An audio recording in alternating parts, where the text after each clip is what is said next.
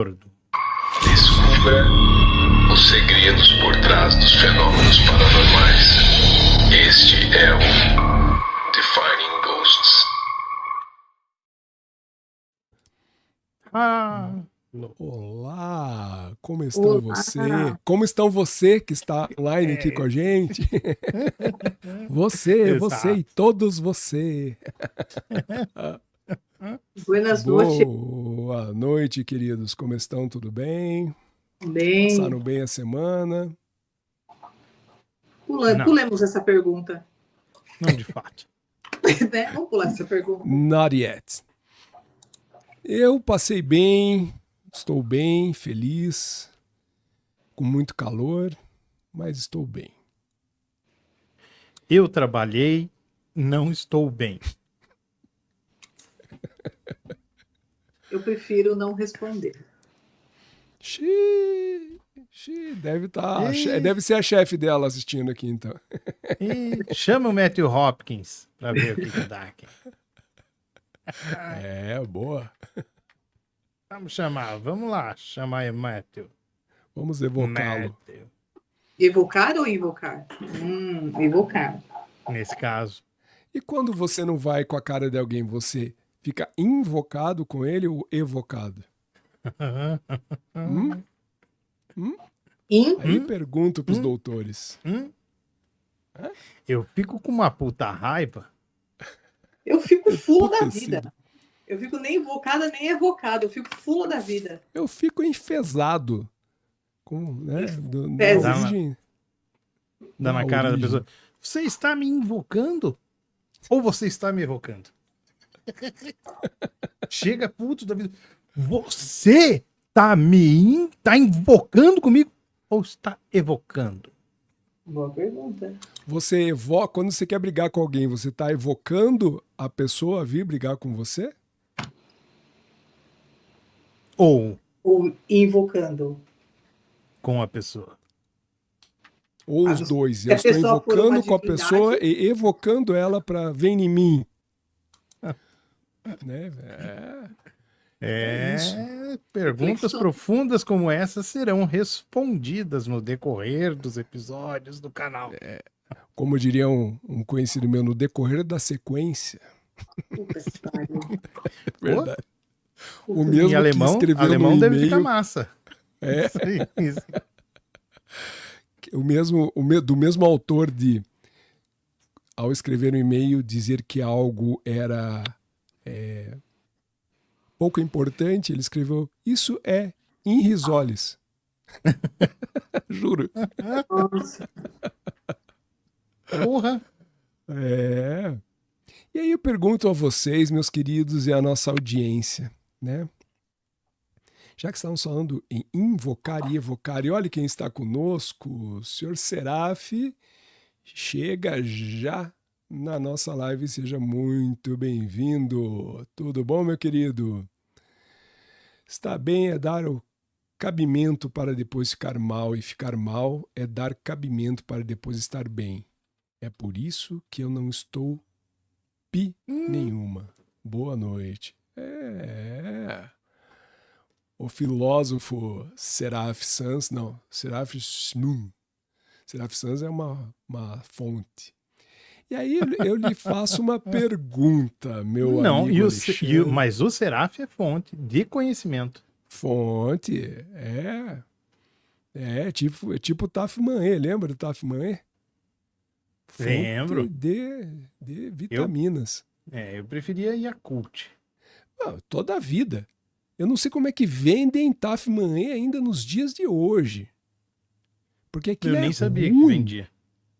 Infelizmente. Ruim pra caralho. Mas, é um cara, remédio vendido em mercado. E aí eu lembro, assim como quando você fala da mágica que você tentou compilar ali, aliás, refazer a mágica, né, em casa, eu lembro que eu assistia aos Trapalhões e eles faziam propaganda tomando aquilo e parecia bom, aí um dia eu comprei. Tomei uma bosta. Daí eu via de novo os Trapalhões, mas não pode ser bosta. Eles estão tomei falando. de novo. Eles estão falando. Os Trapalhões, cara. Eu nem sabia que era propaganda na época. Pra mim, aquilo ali, eles estavam com vontade de tomar e foram comprar. Só isso. É verdade. Tinha muita É. gente que comprava margarina. Inclusive, eu achava que se pegasse aquela porra daquela margarina Doriana lá, né? Que daí você abria a tampinha e ela fazia um sorriso pra você. Mas foi a primeira vez, assim, também, né? Você vê na TV. Foi o suficiente. Daí cheguei todo feliz lá, fui abrir em cima da mesa assim, falei, ué, E aí? ô mãe, Que dele? tá com Você defeito? comprou uma que tava estragada. A margarina tá com defeito. Essa não sorri. Essa não. Te mata de colesterol como todas as outras. Pô, mas é morrer feliz, né? Vamos lá, vamos falar a verdade, né? Manteiga, É. principalmente. Muito bom. Manteiga com banha de Banho de banha. porco. Essa, sim. E essa não mata. A que mata é a maldita da Doriana, que os médicos te enganam. é. Aquela É. vegetal. A gente não é feito para comer vegetal. Não. Tanto que eu rejeito qualquer coisa na minha mesa que não tenha respirado antes, pelo menos. Ou no caso daquela vez que nós fomos naquele prostíbulo.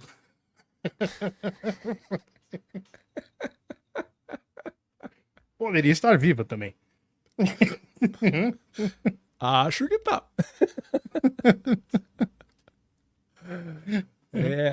Mas aí eu vou ter que contrariar o senhor, porque o senhor não gosta de uma boa porção de batata frita?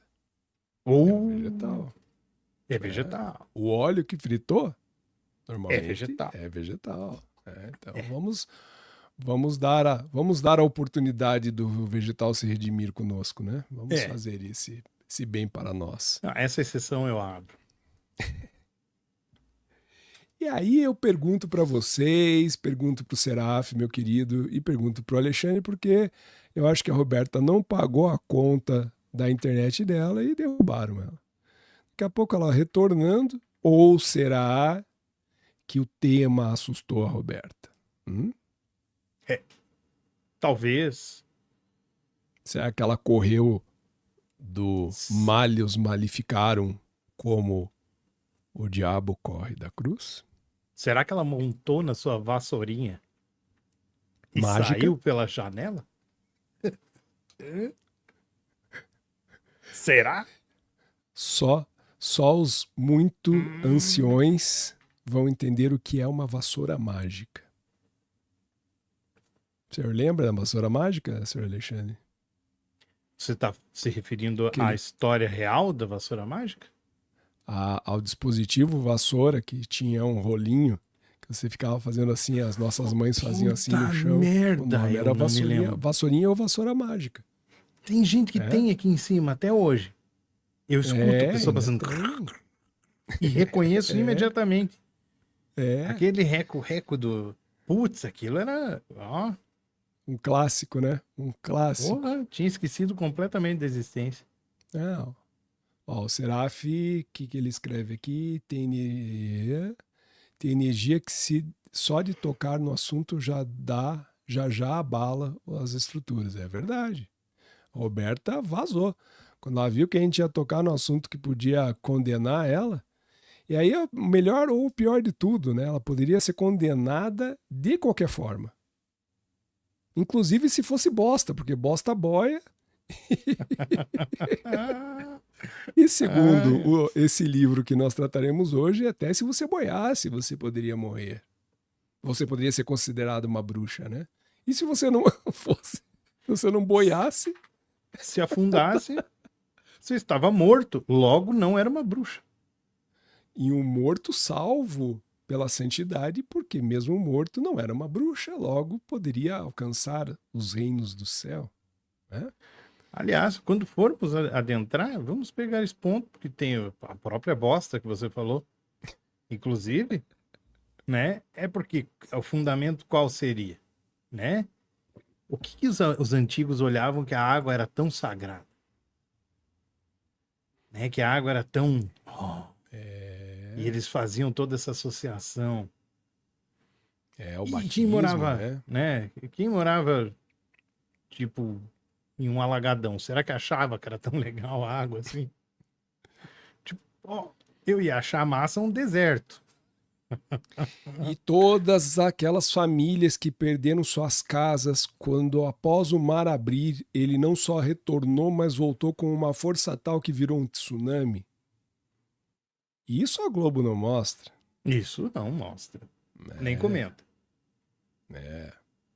E eu gostaria muito que o nosso colega, recém-colega adquirido aqui, advindo da participação do Seraf, o senhor Carlos, pudesse participar conosco essa noite, porque aí teríamos um teólogo aqui para comentar sobre defender o outro lado do Maleus Maleficarum.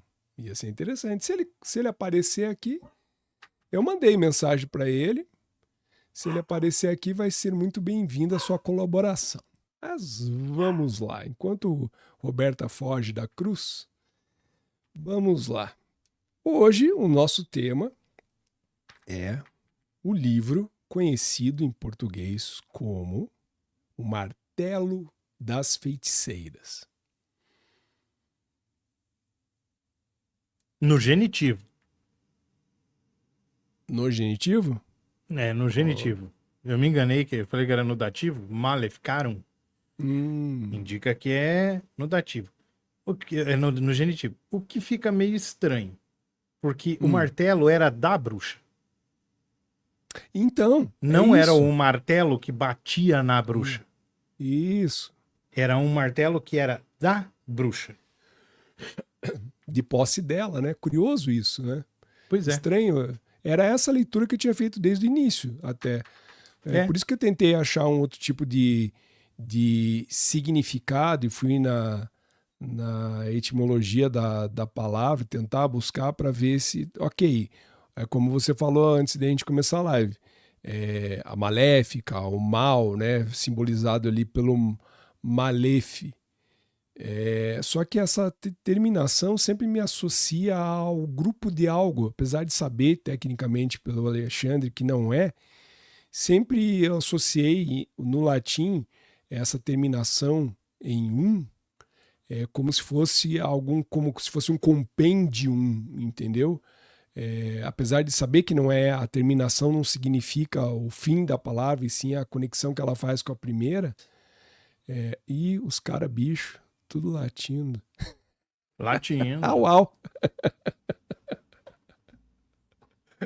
Inclusive fazendo uma conexão com outro canal que está adormecido, que é o nosso canal de música, o Musicães. Então podemos latir com propriedade, porque assim somos proprietários também num canal chamado Musicães. Que inclusive já bateu esse aqui em termos de inscritos. Não precisa de muito. Tem que ter lançado um vídeo. Como é que é um canal só na dark, Deep né? Web. É só na Deep Web. Um dia divulgaremos para vocês. Mas aí, voltando, eu sempre tive a sensação de que palavras em latim, eu sei que está errado, mas tive a sensação que era tipo falar sobre um agrupamento de algo, quando essa terminação aparecia. E aí eu tentei, e realmente não é, mas para mim soa muito mais como o que a gente acaba depois definindo que o próprio Maleus Maleficarum que é o tipo uma apostila de boas práticas cristãs contra as bruxas. Seria aí o próprio compêndio em si de práticas que poderiam fazer com que pessoas ligadas à Igreja Católica pudessem julgar e enfim, né, fazer com que aqueles destinos, tanto quanto estranhos, fossem ofertados às queridas bruxas, às queridas feiticeiras. Né? E aí, então, o nome em latim é Maleus, de martelo, e aí se a gente for fazer aquela associação natural de que malhar o ferro é pegar um martelo e bater nele até que ele se molde às condições que você se propôs, e o Maleficarum então fazendo a porção da bruxa. Nessa característica que o Alexandre falou, muito parece muito mais que fosse o martelo de propriedade da bruxa do que a algum instrumento aplicado àquela feiticeira ou bruxa, como queiram chamar. Então o nome já é um pouco estranho, muito embora quem somos nós para discutir enquanto a língua ao latim, quanto aqueles ainda mais, né? Com eles, que eles é que manjavam da porra da língua. É isso que eu ia falar, e por manjarem dessa porra de língua, eles manjavam de coisas que a gente não consegue manjar. Por exemplo, o D na língua portuguesa. Que porcaria é um D? Né? D, da bruxa. Você não tem essa...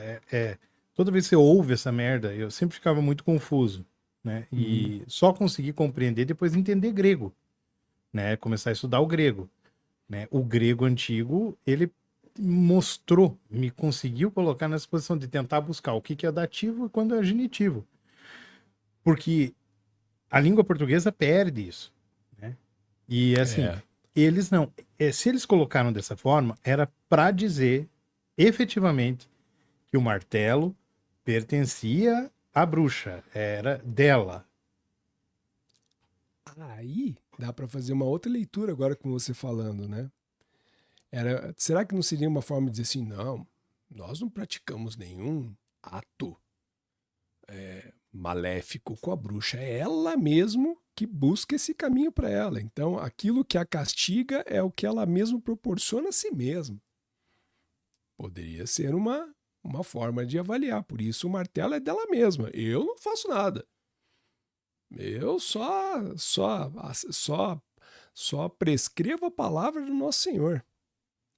Mas ele pertencia a ela tanto quanto a vassourinha. O livro poderia se chamar Scope Maleficarum. Né? Scope Maleficarum. Poderia ser isso, que era o vassoura das bruxas. Daí você entende imediatamente porque toda bruxa tem uma porra de uma vassoura. Né? Pelo menos no imaginário popular. Agora, ela tem um martelo também, né? Eu imaginava que a relação fosse mais ou menos como aquela até pelo rito todo que o livro prescreve, né? É que fosse mais ou menos uma coisa nietzschiana, né? Antes de Nietzsche nascer. Mas eu digo assim, é tipo o martelo de Nietzsche, que ele batia nos ídolos para ver se eles eram ocos ou não. Né? Esse é de verdade, esse ou não, e quebrar. Tipo, a pessoa era uma mulher, mas você malhando ela, danados esses latinos. Dá um malho na mina, ela se mostraria o que ela é por dentro. Né? Eu imaginava que era essa a intenção, e não é. Pois é. E o Seraf, pensei a mesma coisa. E com isso podemos encerrar a live. Muito obrigado, como diria aquele loiro platinado. É a mesma explicação que dão para a lei de Sharia islâmica, por exemplo. Acredito que você está fazendo a relação quanto ao que eu falei ali de ser a própria ferramenta da bruxa que a faria sofrer as consequências de ser bruxa. Né? Será que não tem a ver com a batida que o juiz dá com o seu martelo? Mas ele está batendo com o martelo da bruxa. Essa é a questão. A frase Malius, né, Maleficarum, diz que o martelo pertence à bruxa. É isso. Né, mas eu acho que alusão... eu acho que o que o Seraf está dizendo já para uma outra questão. Ele deve estar fazendo uma conexão com assim, e sim, né? Era um julgamento. A gente não pode esquecer isso. Que era um julgamento das feiticeiras, né? Então, a batida, a mesma funcionalidade que o martelo do juiz tem, né? Que é o do martelo que a gente conhece convencionalmente, assim como o malhete também, né? Que também vem da palavra malhos, né? Tem a mesma origem, pelo menos, não vem da palavra, mas tem a mesma etimologia. É interessante a tua visão aqui também. E aí, aproveitando que a gente já entrou nesse aspecto, lá, só mais uma participação dele aqui, da gente já, como se fosse significado algo tipo o que te carimba como bruxa. Aí, interessante também. né? O que vai te dizer que você realmente é interessante. Curti. Boa. E aí é que a gente entra propriamente nessa questão do Malleus Maleficarum, que é o tema da nossa live de hoje, que é, então, o martelo das feiticeiras. E aí, Ali, queria até te instigar, assim, por onde você acha que a gente pode partir pelo contexto histórico ou já pela existência dele? Porque a gente sabe, né, no final das contas, ele não é o único livro que trouxe formas de se combater e de julgar figuras malignas, né? Antecessores a ele existiram e após ele também continuaram existindo, mas o que torna ele, então, esse livro, entre aspas, tão popular, né? O que você consideraria num livro como O Martelo das Feiticeiras, que poderia considerar ele um livro popular, que ao ponto de ter sobrevivido a primeira onda, né, se eu não me engano, né, mas a primeira onda da Inquisição, a segunda, e ter permeado, inclusive, que lá na frente mais a gente vai tratar aqueles julgamentos de bruxas que, inclusive, fizeram com que muitas fossem mandadas, inclusive, para o Brasil, no momento em que o Brasil também passava pelo processo de Inquisição, né? Esse daí ele tinha a outorga papal, né? Sim, sim. Não sei se os demais têm, mas esse tem. Né? Eu Ele não foi cheguei a escrito por olhar isso. duas pessoas, né? O Heinrich Kremer e mais um outro que eu não lembro o nome lá. E ele foi escrito pelo seguinte: o Heinrich, ele tinha tentado a condenação de uma bruxa, né? Num julgamento eclesiástico lá. E ela foi absolvida. Ele ficou meio que magoado e indignado com a absolvição, né? E foi até o Papa e pediu para que se ele poderia, né, escrever um manual. Então, mais ou menos no sentido de vamos botar um martelo, vamos bater o martelo a respeito do que é e o que não é, tentar deixar bem claro, né, para não ocorrer mais coisas como essa que ocorreu nesse outro julgamento. O Papa autorizou. E daí ele pega e ele conta até o que elas fazem, como elas vivem, com quem andam, com o que se parece, quanto ganham. Isso dá tema de um Globo Repórter, isso ainda, hein?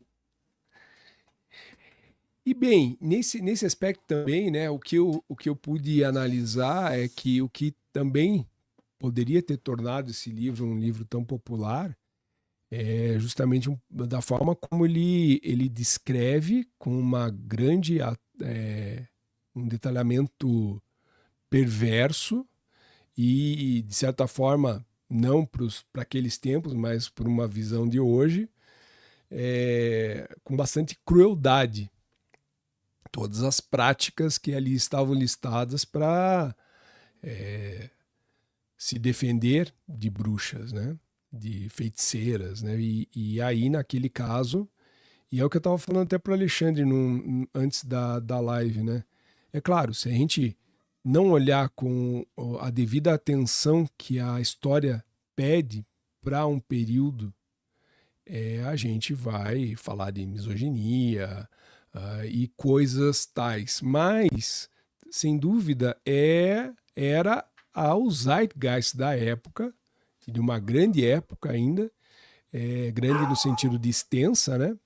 Onde a figura da mulher era essa, ela era inferior ao homem, e se imaginar que naquela época aquela mulher que eventualmente não se submetia, ela representava uma ameaça. Como que alguém que é inferior ao homem, estou trazendo para o contexto daquele momento, pode não se sujeitar às vontades de um homem ou aquilo que ele deveria impor e ela só deveria obedecer, né? E aí apresenta-se uma ameaça. E aí o que é legal nesse contexto também, até antes de entrar na Inquisição específica, né? Mas ainda falando sobre a Igreja Católica, a gente está falando de uma Europa que vinha com as suas tradições locais, regionais, das formas como depois vieram a ser chamados, ou nesse momento foram chamados de práticas pagãs, né? Que eram cultuar diversos deuses, cultuar os outros deuses, as suas práticas que não eram iguais ao que a Igreja Católica rezava, vamos chamar assim, né? E pregava. E aí, como é que era uma forma de combater algo que estava muito disseminado, ao invés de ser uma grande potência enquanto Roma era, ela também representava uma ameaça difícil de controlar, porque quando você sabe o tamanho de algo, você proporciona ou se fraciona, não, porciona melhor para atacar aquilo. Quando isso está muito pulverizado, você não consegue controlar. Você vai tentar apagar diversos microfocos de incêndio para ele não causar um grande incêndio, só que se apaga uma ponta, é como o Pequeno Príncipe lá no asteroide dele, né? Ele vai apagar um, daqui a pouco ele tem que apagar uma outra boca que está saindo fogo, não se consegue. Então a questão era as práticas pagãs que estavam disseminadas, eu nem vou dizer disseminado porque está errado, mas que eram ancestrais da Igreja Católica e práticas comuns, só que mais pulverizadas e mais distintas entre si, eram uma ameaça, né? Sim. Peraí, eu estou aqui lutando para ter uma unicidade, daí daqui a pouco vem lá um grupinho do norte da Espanha que prega o uso de ervas para afastar mau espírito. Mas, por isso aí era o papel do meu Deus fazer isso, não é o papel de uma erva. Então, eu estou dando um exemplo bem bobo, né? Mas, assim, imagine que isso era em grandes quantidades, porém distintas, práticas nem sempre iguais, de formas separadas, mas praticando esse paganismo e toda a porção que está vinculada muito à religião e que a gente não pode desassociar, que é a prática da magia, que é a forma de se executar a religião, né? Para algumas crenças, eu executo a religião através da magia. Eu executo a minha fé no cristianismo através da minha oração. Eu executo minha fé através da ida até um templo, né? Então eu estou praticando algo. E a magia é a prática de algumas das religiões. Então, o que precisava naquele momento era combater esses pequenos focos de incêndio para não se perder o controle, né? E é o que me parece que naquele momento estava muito claro para que essas práticas, enquanto a Inquisição, começassem a serem executadas, né? E aí é que entra aquela outra questão também, né? Eu preciso defender que só existe um Deus, eu preciso defender que só existe a um para se responder, para se obedecer. E como é que eu vou combater isso tudo? Não é com a gentileza, com a austeridade da religião vinculada naquele momento, que a gente não pode desassociar, ao poder da monarquia ou das monarquias e ao poder da prática vinculada à religião das leis, né? Eram muito, não dá para desassociar um juiz da figura de um papa, da figura de um rei. Era a trindade que fazia as coisas acontecerem, né? E é tudo uma questão de controle, de poder, né? A igreja tinha um poder grande, inclusive a igreja tinha um poder judiciário também, né? Tinha uma parte do poder judiciário para ela, né? E ela, inclusive, ajudou no desenvolvimento da ideia de justiça como ela é empregada hoje em dia, Não é nada bizarro. E qualquer instituição que anseie deter o poder quer ter o controle mais pleno possível de toda a sua população. Sempre é balela quando falam, você tem, olha, vou te dar isso, né? Agora você pode. Alguma coisa vai sair, tem por trás disso.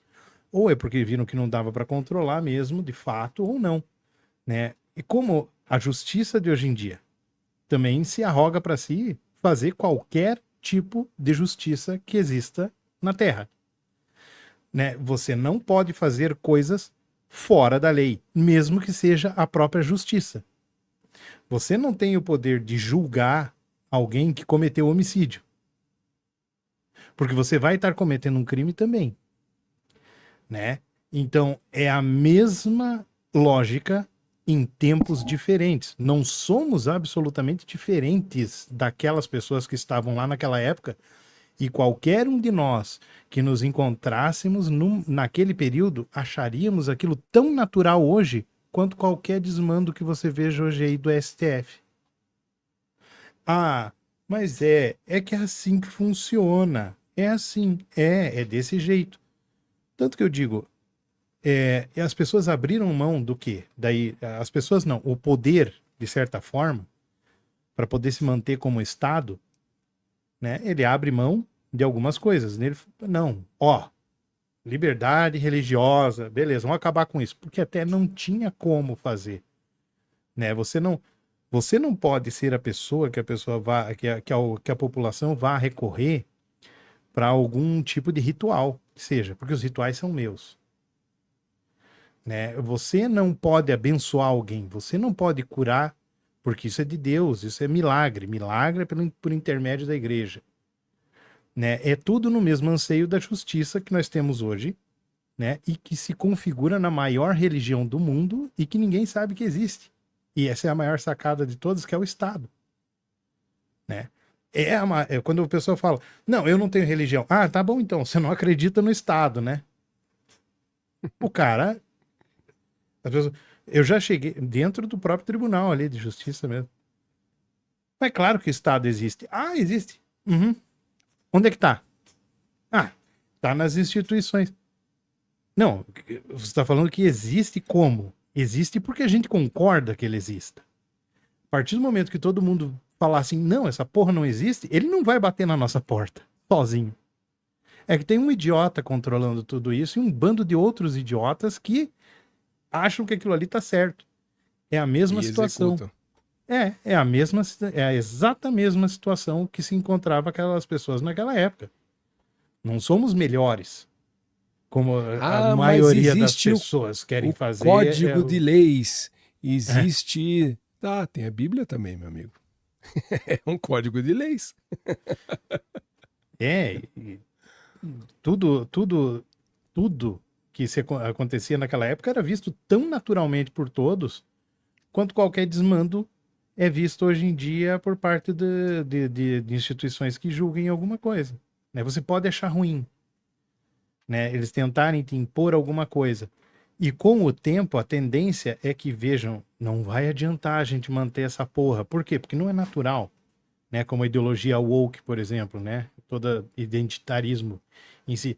Não adianta querer empurrar a goela abaixo. Por quê? Porque não é natural, né? E chega, que é o que está acontecendo agora, começando a acabar no mundo. Mas é uma tentativa de se controlar e pôr cabresto nas pessoas durante toda a história da humanidade, não é diferente hoje em dia do que faziam naquela época. Os meios através dos quais essa realidade se desenvolvia é que era completamente diferente e uma questão tecnológica que também é bem diferente, né? Mas somente isso. Boa. Estava respondendo aqui o nosso amigo Carlos também. Ele não... acredito que ele não vai conseguir participar com a gente. Seria uma soma interessante pela visão da... Acho que ele até tá online agora, deixa eu ver se ele vai responder. Não, acho que não. até por ele ter formação, né, que poderia trazer esse outro lado aqui como uma contribuição. Mas voltando lá, né, só trazer a contribuição aqui do Seraf, deixa eu ver qual que foi. Aqui, ó. Que as inquisições... Que a igreja... O que a igreja alega é que a maioria dessas inquisições era o próprio povo que fazia. Então eles não assumem a culpa, mas seria bom mesmo ver a versão do Carlos, exatamente. Vamos ver se Carlos me responde. Ele teve um previsto particular ali e não pôde ver a mensagem antes. Se ele vier participar com a gente aqui, será bem-vindo, se não, a gente entende. Mas, vamos lá, né? Isso que o Seraf comentou é uma das perspectivas, né? Chega um determinado momento também da Inquisição, e aí com o uso de um livro como o Malleus Maleficarum, em que o poder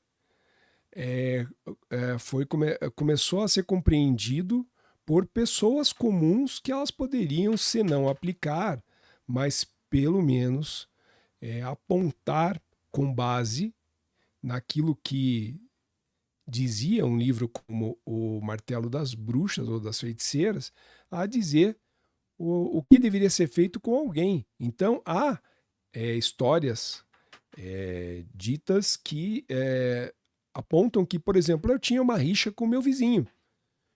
E nessa rixa eu queria, de repente era uma viúva e eu queria as terras dela. Eu ia lá e fazia uma denúncia.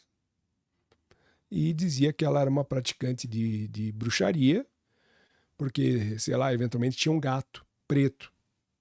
Ou ele viu ela dançando nua no meio da floresta, entendeu? E aí...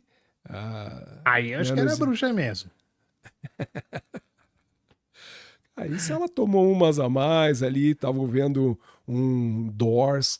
Mr. Mojo Rising. Um menestrelzinho tocando. Trim, trim, trim, trim. This is the end. Trim, trim, trim. Pô. Tava ali curtindo o seu momento ali, né? Fazendo uso de substâncias diferenciadas.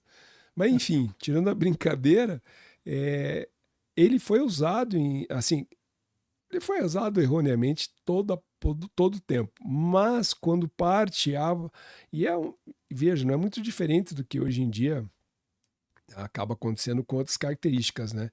É esse tipo de poder, pseudo-poder dado a pessoas que não conseguem o exercer de forma apropriada e deturpam, né? Já era deturparam mais ainda para os seus próprios propósitos. E aí é que gerava como acontece também hoje em dia. Exatamente. A mulher não apanhou do marido, e eu já presenciei isso numa audiência, tá?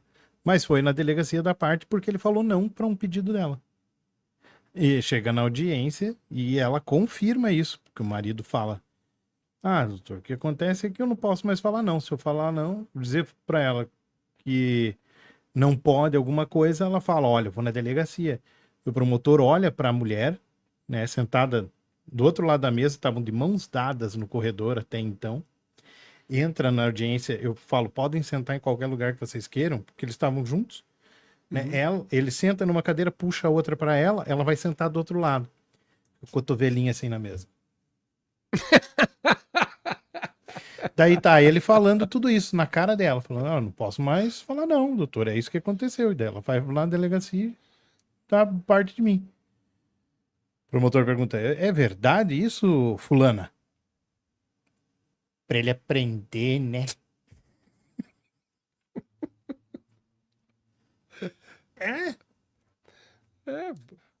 Deturpar os propósitos, né? Muito embora já eram deturpados, nesse caso do Martelo das Feiticeiras, mas aí é um exemplo que isso é um recurso usado milenarmente, né, para se obter alguma coisa de seu único e próprio interesse. E aí é que começou a fazer com que isso chegasse. Eu tenho o direito de usar isso da forma como eu quiser. Mas não chegando nessa reta final aí do uso né? Mas ainda trazendo para o contexto histórico, né? É interessante a gente pensar que a gente está falando de um período onde a Inquisição surge, e ainda em época medieval, e que não há muito tempo atrás haviam passado na Europa pela peste negra. E em muitas leituras do que teria causado a peste negra, e além de ir para o que poderia ser mais óbvio, que era a completa e total ausência de higiene, vincularam a forças malignas, ao mal, à evocação do pé virado. E aí para disso pular para não, então quem é que invocou ou evocou, que era uma discussão que a gente estava trazendo aqui, né, antes, né? Quem evocou então essa força maligna que representado pela peste negra? Foram as bruxas, foram as feiticeiras, não sei o quê, sempre voltado na figura feminina. E aí, já com esse cenário muito bem desenhado de quem eram as vilãs de toda essa história, do todo maligno causado, né? E na própria Bíblia, na própria história do ser humano contado na Bíblia, Adão e Eva, quem foi que comeu o fruto proibido? Foi a mulher. Então, parece que sempre se associa a figura feminina à Mas questão... elas são danadas mesmo. E a gente tem que se precaver. Porque senão elas tomam conta. A gente tem que inventar essas coisas aí. Senão ela sobe em cima. Não. A gente até dá a maçã. Eu imagino que Adão fosse uma pessoa polida. Educado. E a história não deve ter sido bem aquela. Foi mais ou menos assim. Amor. Ai, não consigo. Eu não alcanço aquela maçã. De propósito. Não alcanço aquela maçã ali. Ele, né? Ele pegou, gentilmente, deve ter trepado na árvore, tirou a maçã e deu para ela comer ainda. Mas foi a pedido dela. Eu acho que simplificaram a história e falaram que ela foi lá e pegou na árvore. Mulher subir em árvore. Foi o seguinte. Você tá demais. Ela que ofereceu a maçã para Adão, e ao ele recusar, ou ela teria dito, se fosse da tua mãe, você comia. E aí ele, acuado, resolveu comer a maçã, ou a alternativa B. Se fosse da biscate do 32, aposto que você comia. Comia. Também. Ou seja, culpa de outra mulher. Coisas de esposas, né? Coisas de mulheres. Então, brincadeiras à parte, é essa visão, né? De quanto o mal estava vinculado à figura feminina, desde a existência explicada pela fé cristã da existência do mal por conta do pecado original cometido por Adão e Eva, né? E então, nesse contexto todo, surge cada vez mais a necessidade de combater essas outras formas de prática de magia, de religião, que ainda existiam de grande forma e sem poder ser mapeado, né? Não era uma coisa muito bem detalhada o que acontecia, porque eram práticas muito pontuais, né? Não eram comunidades, não era uma comunidade hippie ali que morava junto e fazia uma prática. Eram muito individuais as práticas, né? Tanto que você, hoje, se você varre um pouco da história da bruxaria, da própria forma de se chamar feitiçaria, na Europa, Espanha, Itália, principalmente, são práticas ancestrais, né, passadas de pai para mãe para filha, e às vezes acabam tomando características muito peculiares ou a uma região ou uma prática de uma determinada família. Então, está muito individualizado e é muito difícil fazer um combate eficaz nessa visão individualizada, né? Porque eu não consigo identificar um grande grupo, né? Não é como, eu vou exterminar a Igreja Universal, eu soltaria uma bomba em cima de cada uma, provavelmente diminuiria bastante o sofrimento da civilização humana com um poder desse. Mas enfim, e aí voltando aqui, é que a gente tem esse início então, como eu falei, outros livros apontavam para as mesmas situações. O Alexandre levantou com bastante propriedade a questão de que teria a chancela, o Malleus Maleficarum, a chancela da própria igreja, validando e endossando a prática ali, a prática que constava ali para fazer esse combate às bruxas, né? E confirmei aqui, realmente, ó, Papa Inocêncio VIII. Daí foi o Heinrich Kramer, né, e Jacob Sprenger, quem escreveu, né, ambos escreveram o Malleus. Foi no período daí de 1430 a 1505 pelo Kramer e 1435, 1495 pelo Sprenger. E aí assim, né, voltando ali, né, muito do que se observava, até porque aí então foi formado um júri de inquisição que atendia muito a denúncias, né? Então as denúncias começavam a acontecer e iam pessoas ali do núcleo desse júri de inquisição validar ou não aquelas denúncias em campo, iam até o lugar. E aí, né, Alexandre, a gente está até comentando anteriormente ali dos sinais mais idiotas possíveis, já eram suficientes para validar se aquilo era uma possessão e pacto demoníaco ou não, né? Como é que eles construíram esse livro? Primeiro eles contam histórias, para que as pessoas passem a entender, compreender o que é que seria a bruxa, né? O fenômeno bruxa. Né? Aliás, eu te pergunto, bruxa existe?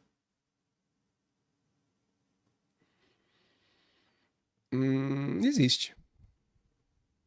Então, né? Assim, hoje em dia mesmo a gente pode acreditar, né? Então, na época, obviamente também, né? Imagina, não estamos isentos, né? Não é hoje em dia, descobrimos que não existem bruxas. E se na Inquisição algumas bruxas de fato foram queimadas? Né? Sim. Tudo bem uma injustiça, tudo bem, não é injustiça. Hoje em dia, né? Você fazendo o passado tempestivo na sua cabeça é uma coisa injusta, né? Mas não era, de repente, uma coisa também tão sem fundamento. Mas alguns relatos, né? E eles descrevem esses relatos assim, são bem curiosos, bem interessantes a respeito das atividades dessas bruxas. E, por exemplo, tem da história do marinheiro que foi transformado em asno. Daqui a pouco você vai invalidar que o boto se transforma em homem para pegar mulher? Aí eu já não falo. Não duvido. Eu não duvido que isso aconteça. Esses botos... brotos são marotos. Não é broto?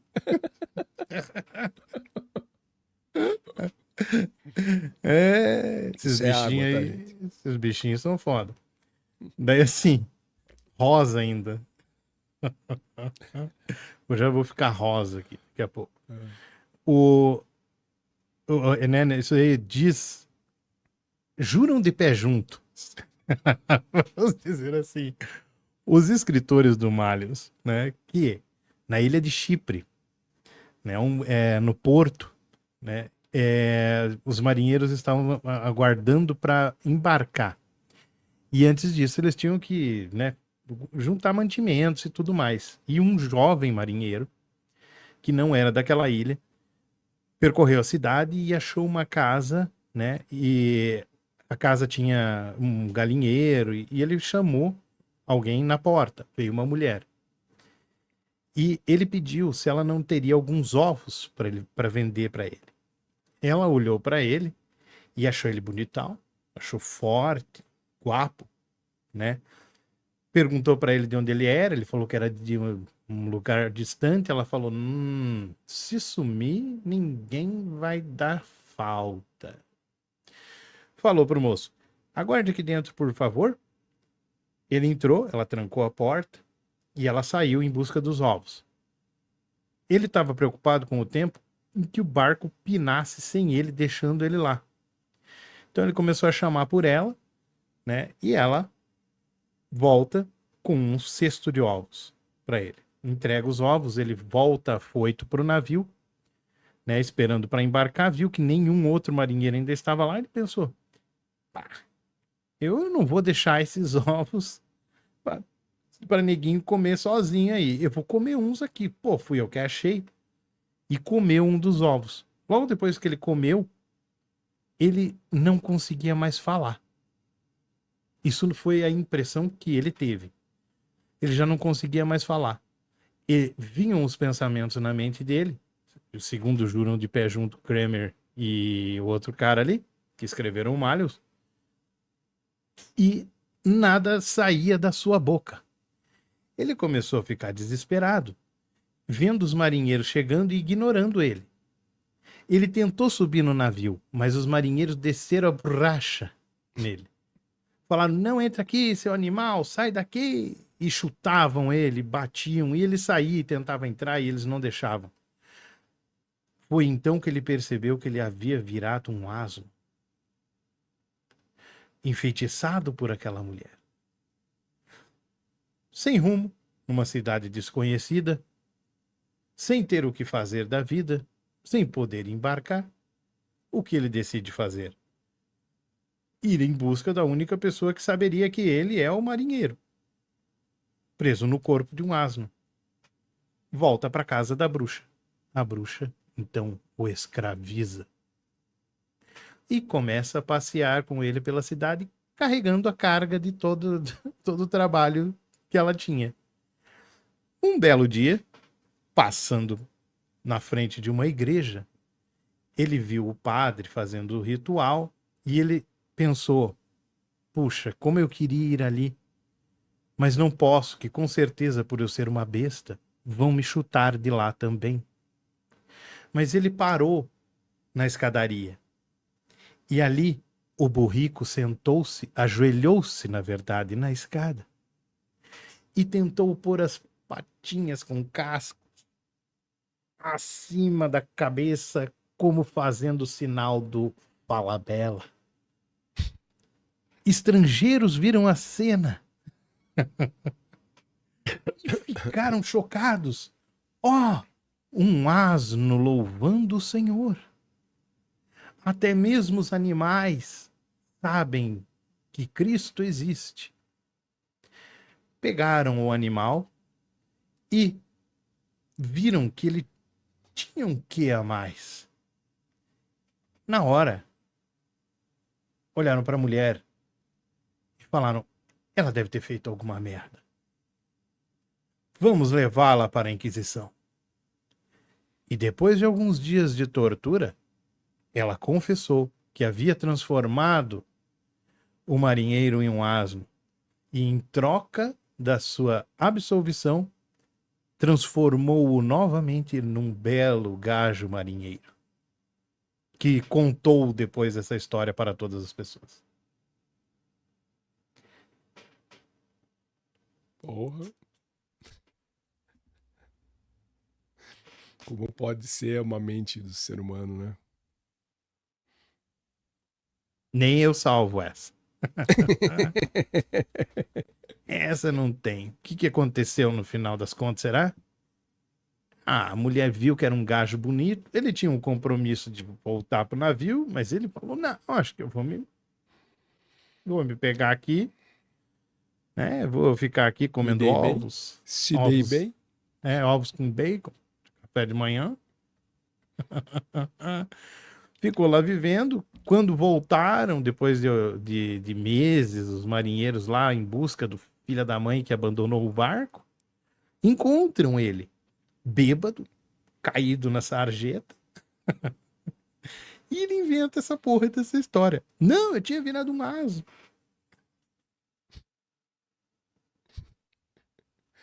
Eu não estava consciente, fui movido para tal, né?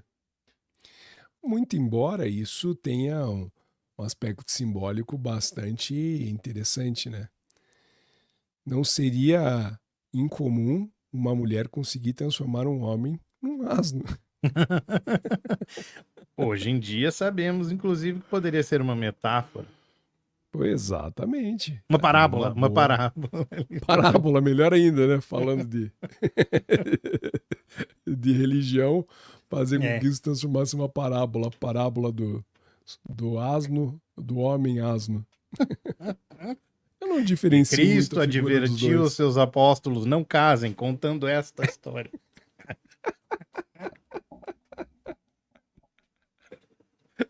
Fico imaginando, cara. Jesus. Lá no Monte das Oliveiras. A vós lhes digo, jamais caseis.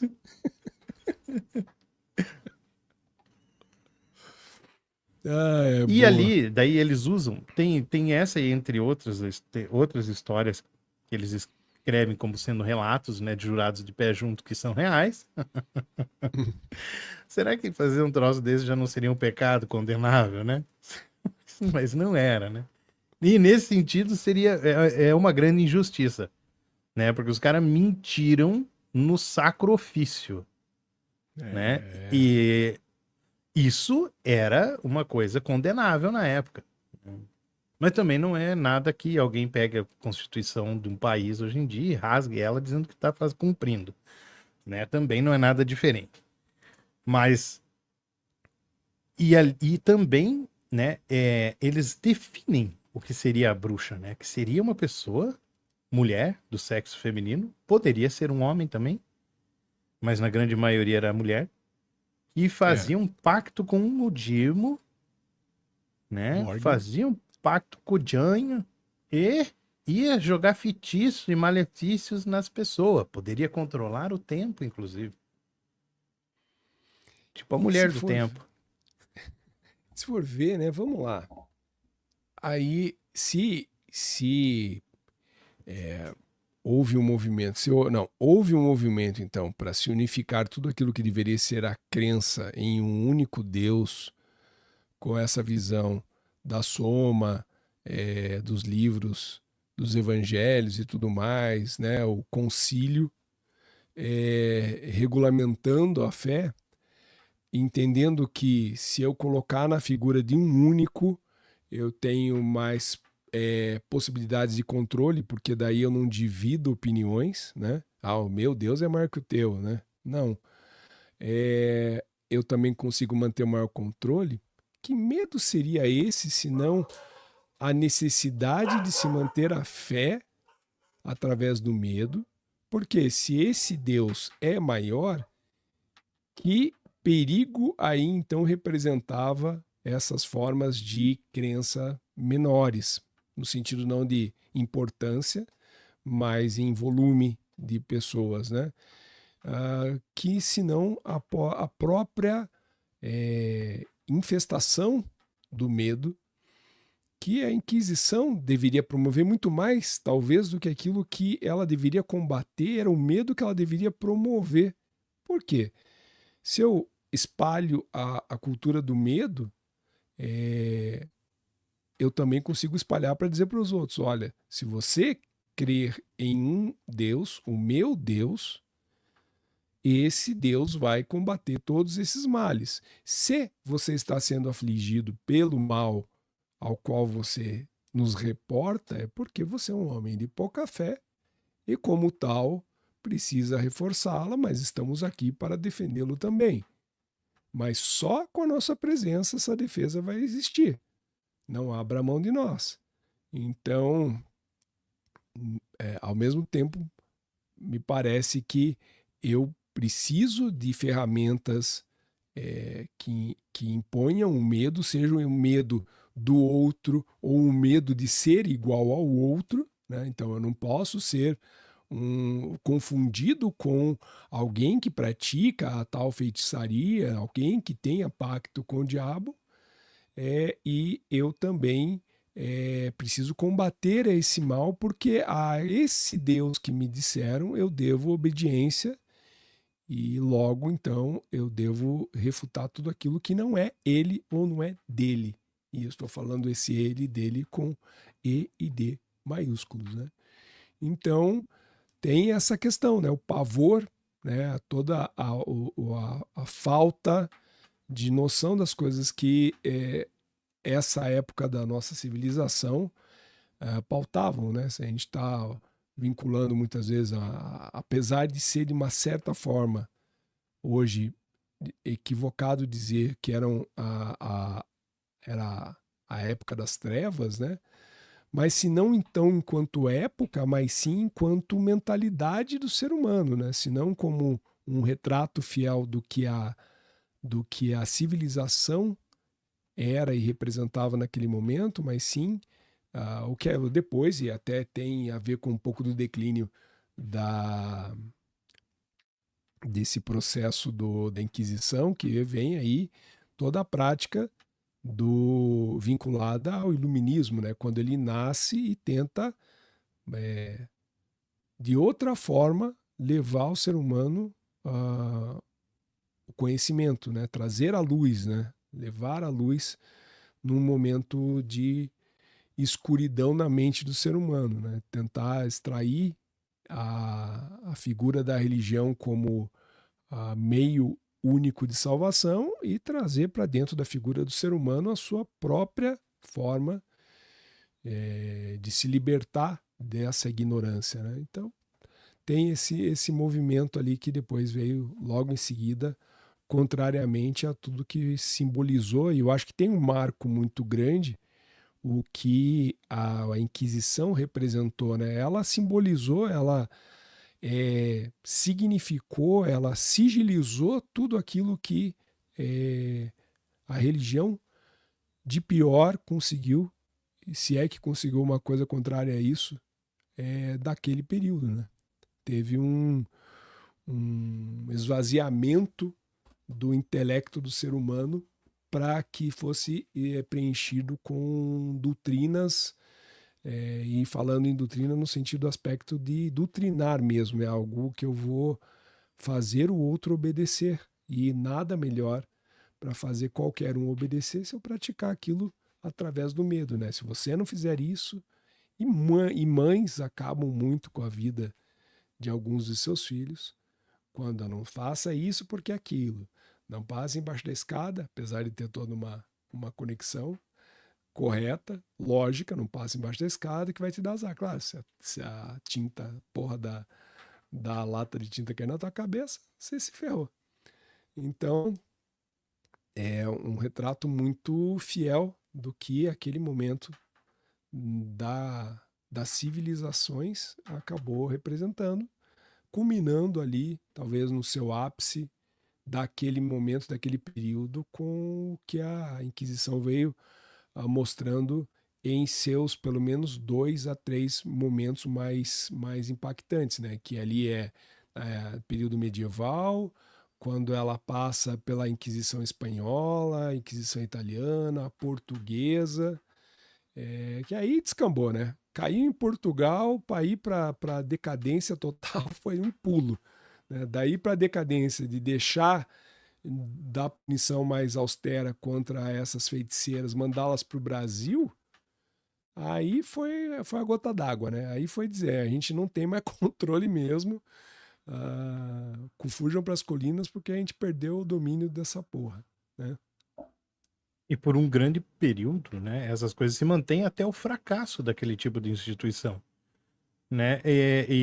O retorno a tudo que era ao estado original não demora muito, nunca, né? Então, tudo tudo que vai acontecendo com o fim desses, né, do fim da Idade Média, com a ascensão do iluminismo e tudo mais, né, não foi uma coisa que você perceba como sendo, vamos dizer, traumática para que as pessoas, não, vamos ter que aprender a viver agora desse outro jeito aqui. Não, porque retorna muito mais ao que, né, a um estado mais natural, né? Você mencionou, por exemplo, que a pessoa não bastava só ser, ela tinha que representar ser aquilo de um modo mais fiel possível para não correr o risco ali de repente cair numa dessas, de alguém pegar e ver e falar assim, ali, né? É um bruxo. Esse cara é um bruxo. E Bruxão. teve um percentual de bruxos que foram executados, né? Que eram homens, mas ínfimo, obviamente, né? E acaba pondo essa pressão, né? Por medo de morrer. Somente por isso. Não dizem que quem tem tem medo? E olha quem está conosco, chegou nosso querido Carlos. Carlos, boa noite, seja muito bem-vindo. Você é a cereja do bolo dessa live, trazendo seus conhecimentos. Muito bem-vindo. Quando quiser colaborar com a gente, se quiser colaborar, seja bem-vindo, até porque a gente está tratando, né, de um livro, para retomar aqui, nós estamos tratando do Martelo das Feiticeiras, vulgo, Malleus Maleficarum. E aí, é claro, a gente está trazendo toda a perspectiva histórica também, as percepções desse processo macabro que ocorreu na história, que é a Inquisição. E aí até comentar, Carlos, se você quiser trazer a tua percepção pelo estudo da forma como a tua visão do que representou, mais do que o livro, mas sem dúvida nenhuma esse período da história humana que foi a Inquisição. Se você quiser trazer a tua colaboração aqui, ela é muito bem-vinda, tá? A gente já avançou um pouco aqui na história, no sentido de trazer talvez aquilo que tenha originado o esforço da igreja em criar esse movimento da Inquisição, o que contexto naquele momento existia que favoreceu a criação dessa Inquisição. A gente está falando de contexto social, do contexto político, né, do exercício do poder. Até o Alexandre fez uma excelente comparação com aquilo que a gente tem nos dias de hoje e compara leis que hoje nos regem, e é interessante falar de reger para leis, né?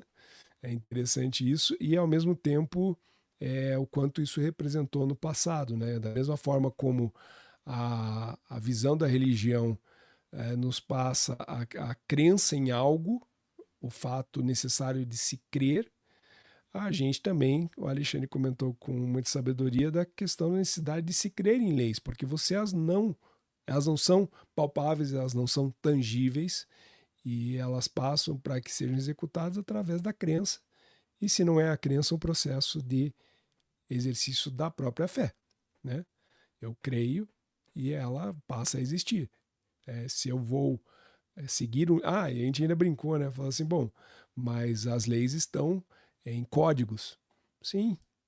Senão a Bíblia também não era um código, então também era uma lei. E é considerado uma lei, assim como outros livros sagrados também são considerados leis, né? Como o próprio Alcorão, por exemplo. Códigos de leis e códigos de conduta, né? Então, se quiser compartilhar a tua percepção aqui conosco, Carlos, seja muito bem-vindo. E aí passamos ali, então, só fazendo uma recapitulação dessa contextualização do momento em que surge efetivamente como um processo, não que ele tenha um marco, né? A Inquisição certamente existe processualmente, mas ela vem de diversos outros movimentos. Ela foi uma consolidação de movimentos que marcaram a existência de um exercício de combate a essas outras formas de práticas mágicas e religiosas que podem ser chamadas de uma maneira geral do paganismo que existiu e existe, por que não, na Europa, né? E aí a gente discutiu aqui um pouco do porquê, mesmo havendo outros livros que são também referência nesses aspectos da Inquisição, o porquê do Malleus Maleficarum ter ganhado a repercussão e a proporção que ganhou. O Alexandre também traz nesse momento a contribuição de que ele é sabidamente um livro que teve a chancela da igreja, e por uma outra perspectiva também há relatos de que o nível das informações nele contidos,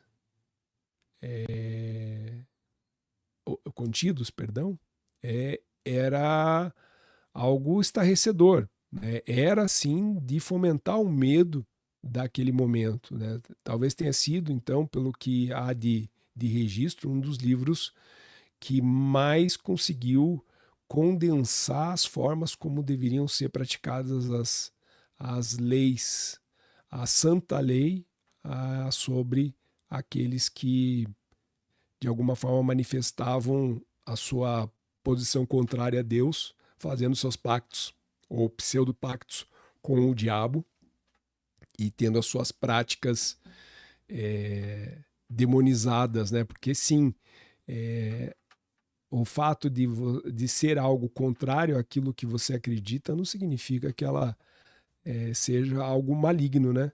É só contrário.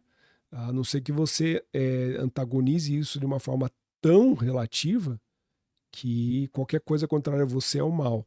Aí você está, não vou usar a palavra que está sendo muito utilizada, assim, mas aí você está condensando em polos muito opostos, esquecendo toda uma miríade que existe entre uma porção e outra, né?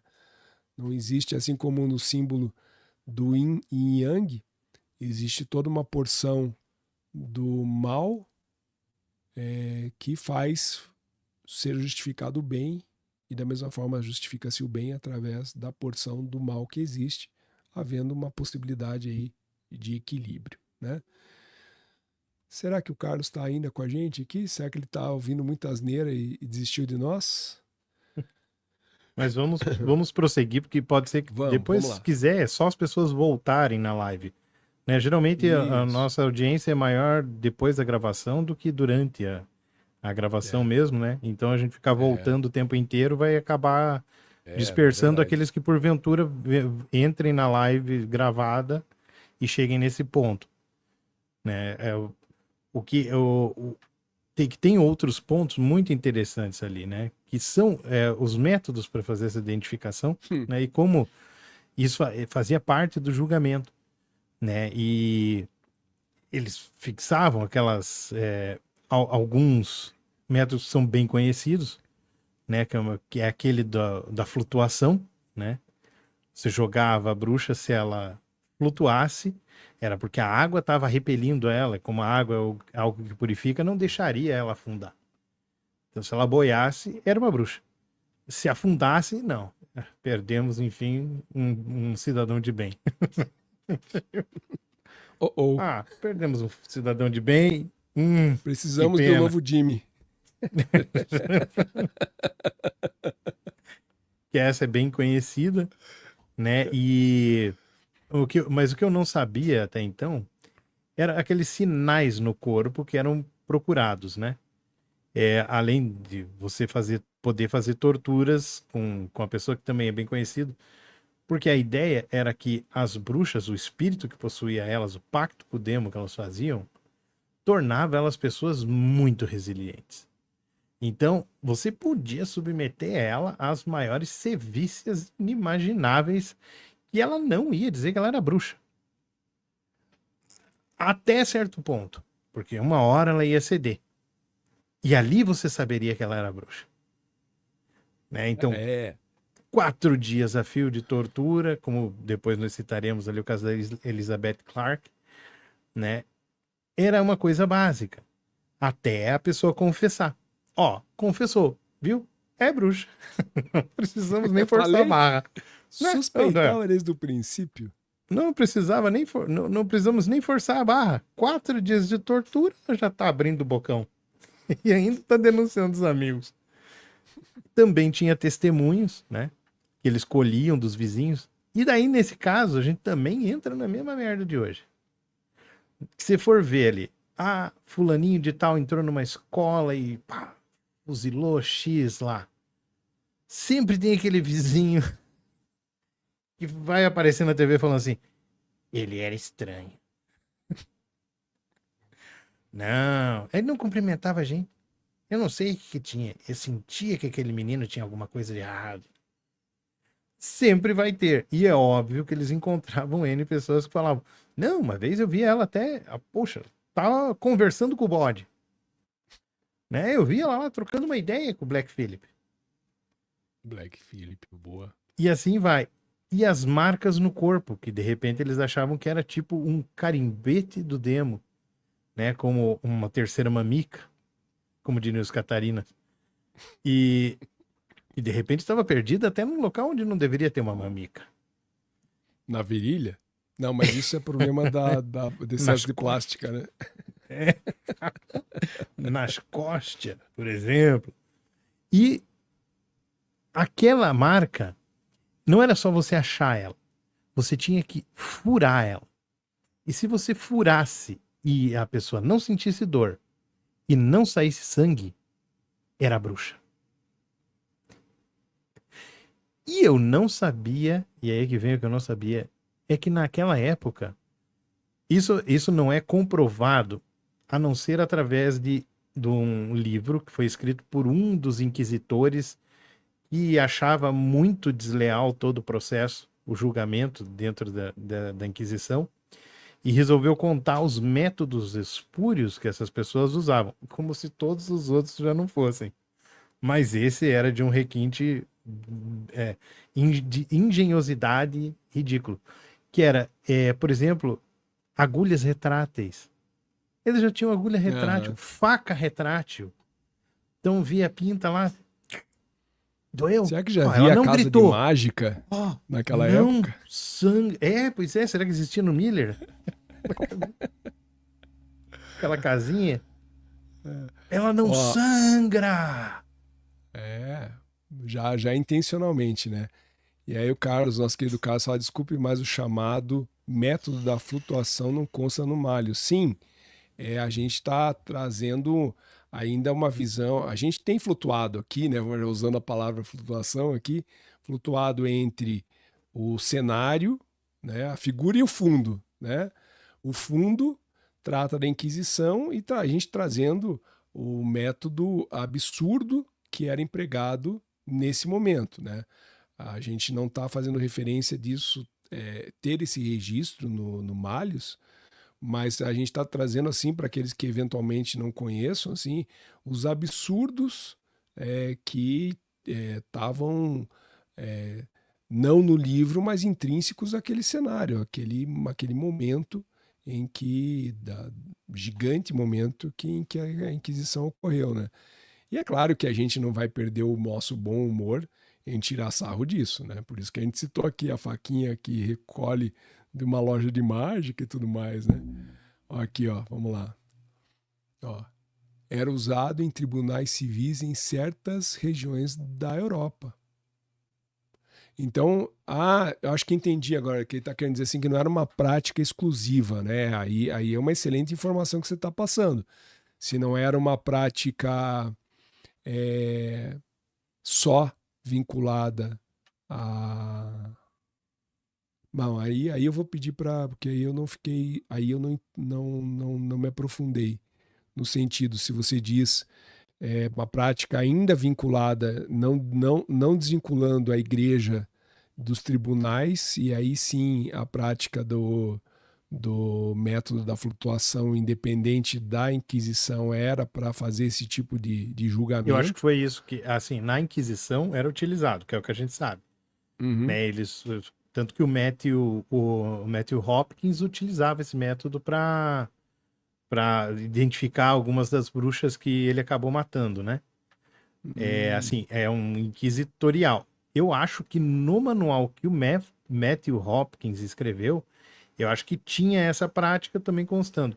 Mas era uma prática usada, como ele está falando ali, que era tribunal civil mesmo, né? Então não era necessariamente exclusividade ali do uso da Inquisição, né? Exclusivo, como se fosse exclusivo, e não constava no Malleus. Não era uma coisa que está dentro do Malleus, como sendo. Era só até legal. tribunais. E aí, o que eu vou também propor aqui? Se o Carlos se sentir à vontade, até adoraríamos, pensando aí que a gente ainda tem mais, talvez uns 50 minutos de live aí, se ele quiser fazer parte aqui, porque está tendo contribuição muito bacana, nos avisa que de alguma forma ali pelo Instagram eu te passo uma forma de contato. E, cara, você é muito bem-vindo desde sempre aqui, tá? De verdade. Você tem muito mais a contribuir com esse tema do que a gente. A gente traz ele e trabalha na forma como a gente compreende, né? Fazendo toda aquela relação com o que a gente vem propondo e até trazendo novamente algo que foi uma discussão dos últimos dias, nossa, que era a de a gente tem feito aí momentos bem marcantes e interessantes de entrevistas, mas quem nos conhece lá desde o início sabe que a nossa origem é de criação de conteúdo com base muito no que está acontecendo aqui, só que num outro formato que a gente grava os vídeos. Hoje a gente está falando sobre o martelo das feiticeiras numa live, mas a gente perfeitamente poderia ter trabalhado esse conteúdo como um conteúdo gravado, editado, trazendo imagens e tudo mais. Então, Carlos, se você quiser participar, eu te mando ali no Instagram o link aqui e, putz, você vai ser muito bem-vindo e vai colaborar muito, né?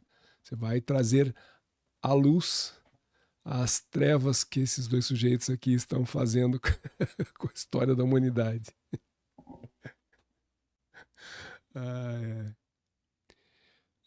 Aqui eu tinha tirado, mas o Seraf até comentou que eu acho que o Carlos também está fazendo uma colaboração aqui muito também sobre aquilo que o Seraf no chat tinha construído aqui de ideia.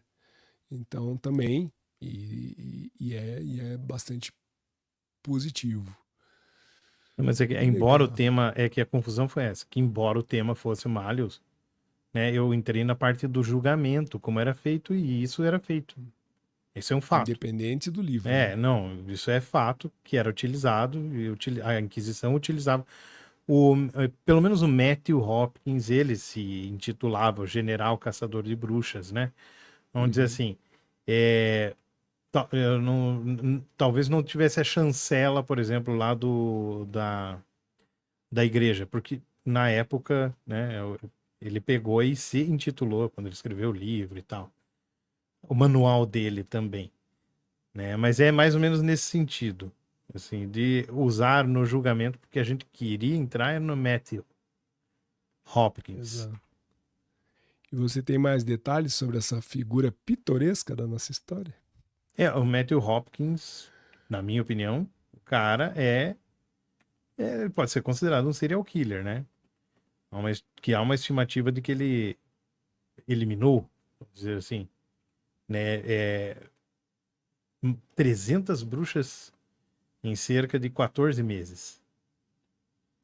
E os julgamentos dele, né, começaram por influência de uma outra pessoa, que era um parceiro que ele achou na cidade ali, que ele tinha chegado, ele era advogado, né, ele tinha 20 anos de idade na época, chegado na cidade e encontrou esse partner dele, que era um cara obcecado por bruxas e tal, né, que falava que tinha muita bruxaria lá. Então, vamos dizer, ele era uma pessoa esclarecida, ele era um advogado, e ele achou que ele poderia fazer os julgamentos e tudo mais, né? E daí, ele começa com um caso ali que é bem conhecido, que é da Elizabeth Clark, que era uma senhora de 80 anos de idade, ela não tinha uma perna e não tinha um dos olhos. E esses eram sinais de uma bruxa. Mas claro, até hoje. Eu fiquei, pô, esses eram sinais de uma bruxa. Não ter uma perna e não ter um olho. Suspeito. Eles invadem a casa dela durante a noite e torturam ela durante 4 dias, não deixando ela dormir, né? E ela era acusada do crime de... Ela tinha... eram demônios familiares. E eles queriam saber quais eram os demônios familiares que ela tinha. E ela foi acusada de fazer feitiços usando esses demônios familiares. E daí, no final, por cansaço, ter sido torturada, né? Ela acaba confessando e entregando outras pessoas que, eventualmente, também fariam parte disso. Ali começa a saga de Matthew Hopkins num pequeno extermínio que aconteceu ali durante vários julgamentos que foram feitos naquela cidadezinha durante esses 14 meses. Né? E ele acaba matando um monte de gente. Algumas pessoas falam que o cara... Eu já vi alguém, né, sugerindo que, por exemplo, era por causa da fama e do dinheiro mesmo. Porque, diferentemente dos outros, ele cobrava para fazer essas diligências, vamos dizer assim, para investigação. Ele acabava cobrando. Então ele tinha um retorno financeiro com isso aí. Mas tá, retorno financeiro tinha o Richard Kuklinski, por exemplo, que era um matador da máfia e era um serial killer. Né? A máfia pagava ele para ele matar as pessoas. Qualquer pessoa consegue matar só por dinheiro e não é um serial killer? Porra, é um serial killer, é uma pessoa fria, é um psicopata, sem dúvida nenhuma, né? E ele lia latim, né? Ele tinha aprendido latim. Não se sabe muito bem onde, mas se especula que tenha sido na Holanda e na Bélgica, porque a mãe dele era francesa, então ele deveria saber falar francês, né? E ele sumiu durante um pequeno período de tempo e voltou, né, formado advogado e com conhecimento em latim. Ele lia o Malleus, né, que era escrito originalmente em latim. E é isto. Legal. O Carlos não está num dia muito legal, teve uma perda ali na família, a gente entende. E assim, mesmo com tudo isso, agradecemos que você está aqui com a gente nesse momento, né? E lamentamos aí nossos pesares aí profundos por conta da perda aí. E saiba que hoje ou em qualquer outro dia será muito bem-vindo, tá? E aí, nessas questões, né? No que eu li de detalhamento ali dele, eu não tinha visto essa noção de que ele cobrava, né? Aí torna tudo muito mais denso, porque então se me pagarem eu faço, aí é que entra essa questão, pô. Então o que diferencia ele de um matador de aluguel, né? Como é que eu vou justificar receber algo se eu não tenho nada contrário a entregar? Como é que eu vou justificar ser pago se eu disser não, essa pessoa não está possuída, tá aqui seu dinheiro de volta, tá, essa pessoa não compactuou com o Janho, logo eu não posso ficar incorreto ficar com o seu dinheiro, não. Vai fazer jus, né? Mesma coisa que você ir enfim, não vou citar outras religiões e você dizer que está tudo bem com você que não está. Dizer que não está bem com você quando está também, né? Então, assim, não, alguma coisa tem que ter de ruim aqui para justificar que você fica aqui e, inclusive, compre os nossos produtos, nossos serviços. Então, não sabia disso, fiquei até... Agora algumas coisas passam a fazer sentido. E imagino quantos outros ele não conseguiu fazer com que também fizesse esse tipo de prática, né? O quanto ele não disseminou isso naquele momento em que descobrisse que pudesse fazer dinheiro com aquilo, né? Em nome da fé, da religião. Ele uniu o útil ao agradável, na opinião dele, né? Ele fez isso. Mas morreu aos 27 anos. Justiça divina, quem sabe? Por que não, né? Por que não? Praga rogada por uma bruxa de verdade que ele matou? Quantos anos? 27. 20? Pô, 27 anos. Ele apareceu com 20 anos, né, como advogado, e aos 27 ele morreu de tuberculose. pô, e Pode ter 27 anos sido. é uma idade um tanto quanto interessante, né? Para aspectos... Ele entrou pro clube dos 27. Vocês sabem o que isso significa aí, Seraf Carlos, o Clube dos 27? Comentem aí. E aí tem esse aspecto. Seria ele, então, alvo daquelas que realmente eram, então, naquele momento, bruxas, feiticeiras, e teriam se vingado? E diz, em algum lugar que eu estava lendo sobre ele, diz que ele também foi um advogado formal, de certa forma, frustrado, né? Ele não conseguia manifestar o seu poder da forma tradicional e encontrou caminho nessa não tradicionalidade, pelo menos aos olhos de hoje, do vínculo do emprego das leis, emprego rígido das leis, né? Como se antes ninguém, então, o respeitasse, ele passa a usar a chancela da igreja para encontrar e alcançar esse respeito e esse temor, né? Aqui, ó. Que nós temos... aí, ó. Antes, isso. A menção do... Não, então, eu não falei que ele usava, eu falei ler latim, né? É uma associação que eu fiz assim, tá, ele pode ter lido o Malleus e tal para aprender como é que era o negócio, porque ele lia latim, chega nessa cidade, né, se apresentando, isso é uma hipótese, eu fiquei imaginando pelo contexto da história que decorre da chegada dele ali.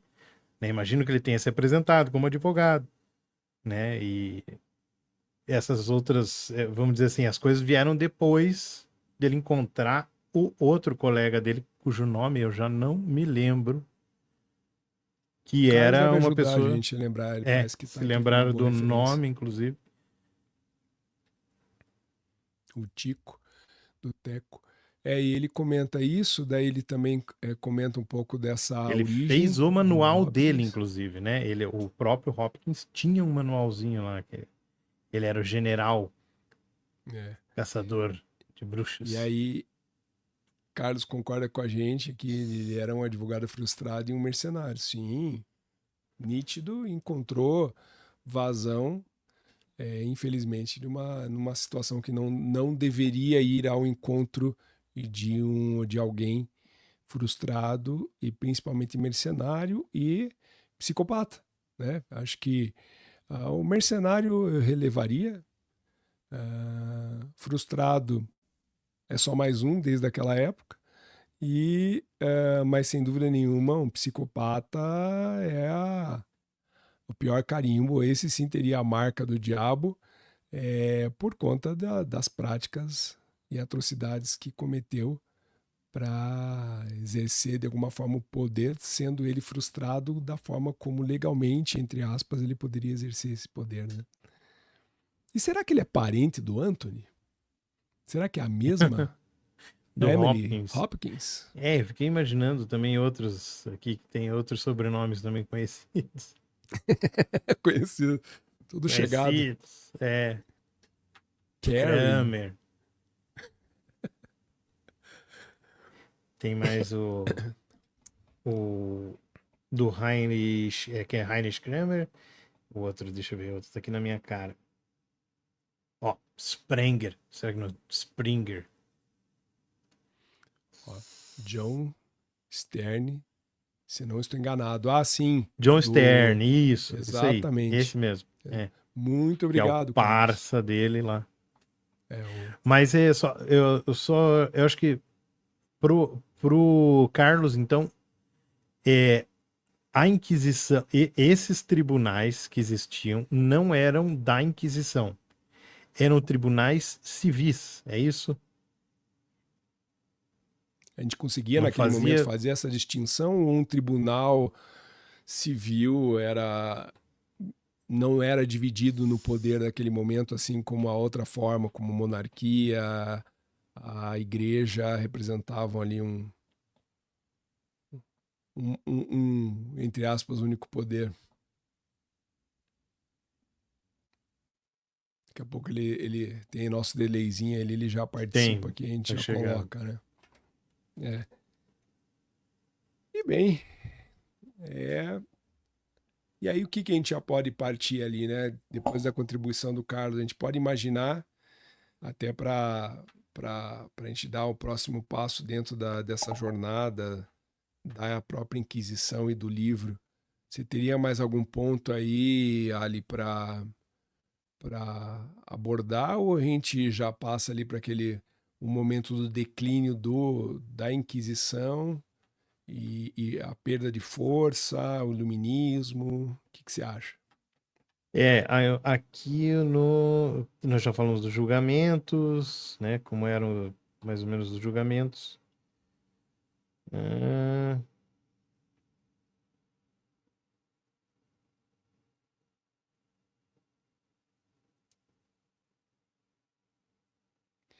Eu posso sugerir também que é, a gente vá pelo aspecto assim, né?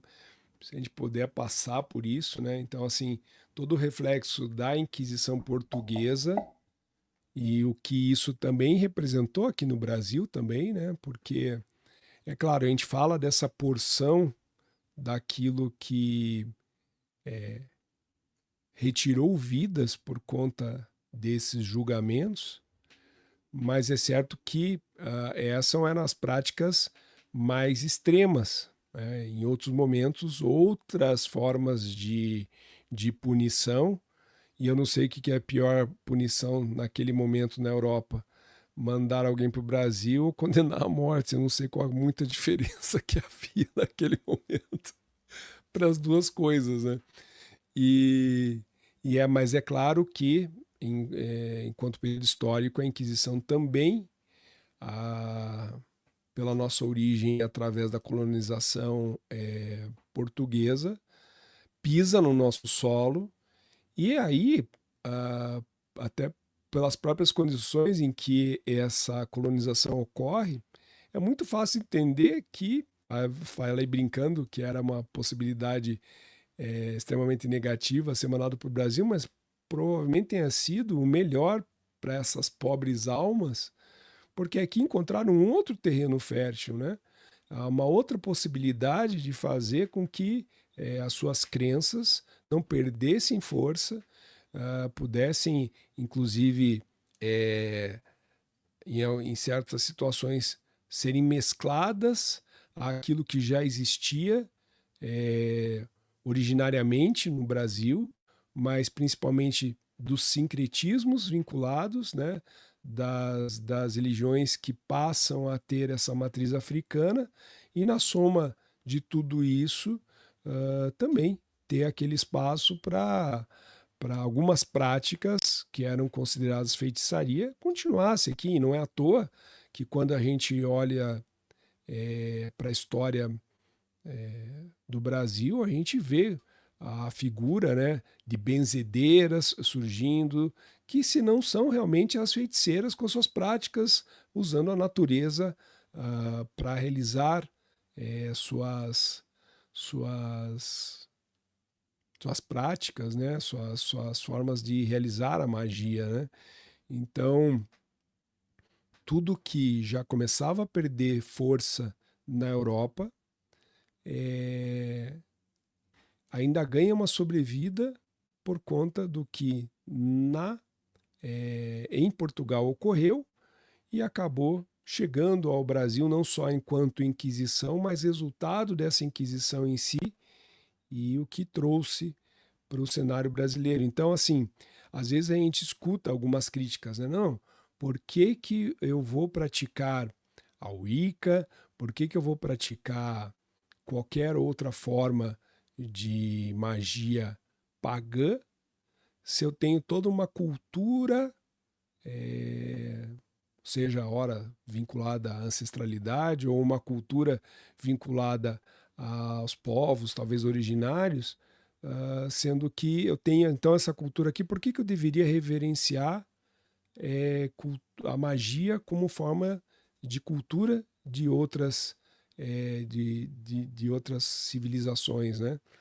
E aí a gente não pode esquecer que em determinado momento, quando acontece, então, a, a- tem um termo específico para isso, a deportação, então, dessas pseudo-feiticeiras ou feiticeiras em si de forma real, de práticas, independente de considerá-las práticas malignas ou não, fazendo parte já do Brasil, né? Teve toda a aculturação também, mas também teve a soma com aquilo que localmente existia de cultura já praticada, a magia pelos povos originários e tudo mais. Então, talvez reverenciar aquilo como lá fora era praticado, apesar da Wicca ser uma referência à bruxaria, à feitiçaria, ela é uma visão moderna do que eram as práticas de feitiçaria anteriores. É uma tentativa de se reler algo que talvez não tenha registros suficientes para ser replicada ipsis literis da forma como era praticada. Mas há outras formas, até como o neopaganismo é vinculado, né? Então, as críticas duras que severas que fazem quanto às práticas desse neopaganismo, quanto a xamanismo, neo-xamanismo e todas as outras formas, né, disso. Mas, sem dúvida nenhuma, o quanto isso, ao vir para o Brasil, também não deixou de ser uma consequência daquilo que era feito na Europa, né? Então, ainda é. Então, talvez praticar, eu concordaria com esse tipo de afirmação, que talvez praticar o como foi proposto na Europa, talvez seja uma alternativa, não diria que está certo ou errado, mas sem dúvida nenhuma também reflete um pouco daquilo que a magia, a, a prática da feitiçaria no Brasil também conseguiu ganhar campo, né? Quem de nós, e eu acho que até isso já se transformou em tema aqui, talvez até da live que o Seraf participou, quem de nós provavelmente não tenha passado por uma benzedeira? E o que é a figura dessa benzedeira, se não uma feiticeira, uma bruxa, só que com um nome mais cristianizado, né? O de benzer, o de rezar, o de através da reza levar a cura ou o tratamento para alguém, né? A gente tem mais alguma participação aqui? Ó, aqui ele respondeu para nós, o Carlos colocou aquela pergunta que eu tinha feito, Uhum.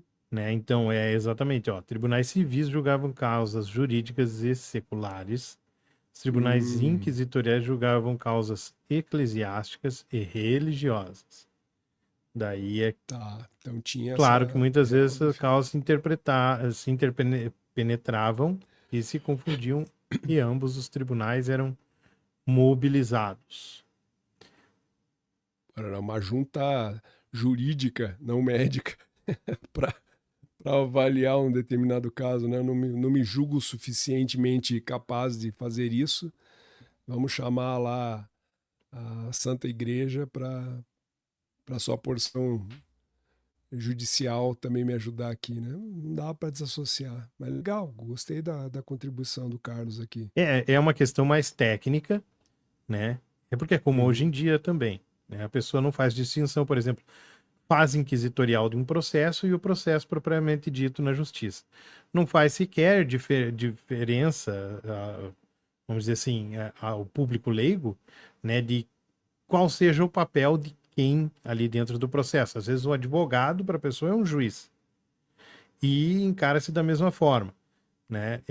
Não há uma distinção dentro de tudo isso, que no fundo não é uma coisa de ignorância em si, mas é uma coisa, apenas um detalhe que é técnico e não muda no frigir dos ovos o resultado final, né? Eram práticas de julgamento utilizadas dentro da religiosidade. E a religiosidade imperante da época, que era o catolicismo, né? Assim, como o Malleus dá diretrizes e abre alas para fazer todas essas outras práticas, inclusive o do afogamento, né? Essa é a questão. De fato, no frigírio dos ovos é uma coisa só. Tecnicamente pode ser um pouco diferente. E tecnicamente isso também possa ser utilizado até, né, como um subterfúgio até para a própria igreja, de repente, tirar a parcela de culpa que ela teria dentro de tudo isso, que ocorria sob a égide do cristianismo, né? Esse é o ponto, assim, que ficou divergente aqui na hora que a gente estava vendo, mas é que a gente não quis tratar, né? Não pretende fazer, né? É para a população, né? Para entreter as pessoas e tudo mais, e falar de uma coisa que acontecia e dar uma visão diferenciada a respeito disso. Porque o principal ponto que eu me apego aqui é que a ideia é de que eles eram retrógrados, de que selvagens, de que, que graças a Deus estamos hoje em dia, e hoje em dia nós fazemos exatamente as mesmas coisas sob outra esteira. É só os meios através dos quais esse processo, que é o processo da vida humana, se opera, que muda. Porque os operadores têm exatamente a mesma estrutura e aceitam coisas que são diferentes dentro disso, como tijolos numa parede. Você só muda. Antigamente era desse material. Hoje, veja, temos uma evolução mais baratinho. Veja que legal, né? Que é a ideia que eu falei. A pessoa não tem, não tenho religião. Não tenho religião. Você acredita no Estado, porra. Essa é a questão. A maior religião do mundo. Todos os povos sempre acreditam em alguma coisa para poder dar existência para aquilo ali, existência, né? Numa forma fictícia, como toda religião. E aí é que também entra essa questão, já que você está trazendo para o contexto mais atual, é que entra a questão assim, né? Inclusive, o Estado gera os seus próprios salvadores, né? Sim. Eu sou o salvador, então eu vou levar essa nação ao melhor lugar, né? A Promised Land do Estado, né? Sim. E aí é uma questão bem... Não se veste hoje em dia tudo de é a democracia, é tudo pela democracia, né?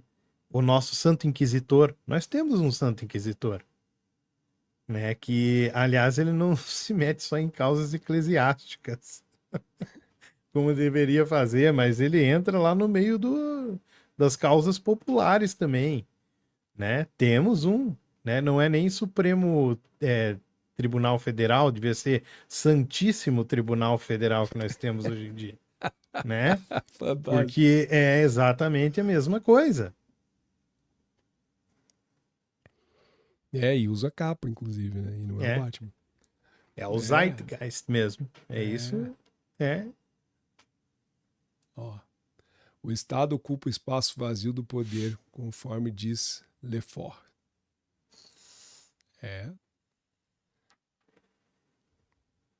Muito legal isso aqui. Essa aqui eu vou até deixar por um tempo aqui, porque é a cereja do bolo desse exato momento do que a gente está conduzindo na live, cara. Você fechou com uma sabedoria, uma beleza pura aqui, com esse teu comentário citando Lefort. E aí é que vamos partindo já para os últimos 10, 15 minutos aqui da live, né? E aí, enfim, né? Então, quando a gente cita, assim, né? Como até o próprio Carlos ali comentou, né? Que nas Américas perde-se a força de um movimento como a Inquisição, e aí só fazendo voltando um pouco ao assunto do Alexandre, que o Alexandre estava instigando aqui, não é à toa. E aí, para a maioria, talvez para alguns possa parecer óbvio que eu vou falar, mas não é à toa que inquérito tenha a mesma origem da palavra inquisição, né? E inquérito ainda é utilizado nos dias de hoje, é um termo bastante comum. Então, herda-se toda essa, talvez, nomenclatura e poder de alguns exercícios, das formas de se exercer a lei, né? E aí a gente, mesmo entendendo esse enfraquecimento da própria Inquisição, e aí a gente, claro, como eu falei ali, a gente está flutuando muito, né? A gente não está seguindo uma ordem coerente histórica, só falando do Malleus e muito menos até do Malleus, né? O que a gente pode dizer que nessa live aqui a gente tentou colocá-lo enquanto o seu momento histórico, ou como eu e o Ali e o próprio Carlos, a gente gosta muito desse termo, que é o espírito da época, né? O Zeitgeist que ele representou. E talvez aqui a gente possa dizer que um dos processos mais longos, um dos espíritos mais velhos dessa época, sem dúvida nenhuma, pode ter sido considerada a própria Inquisição, por conta da sua duração, né?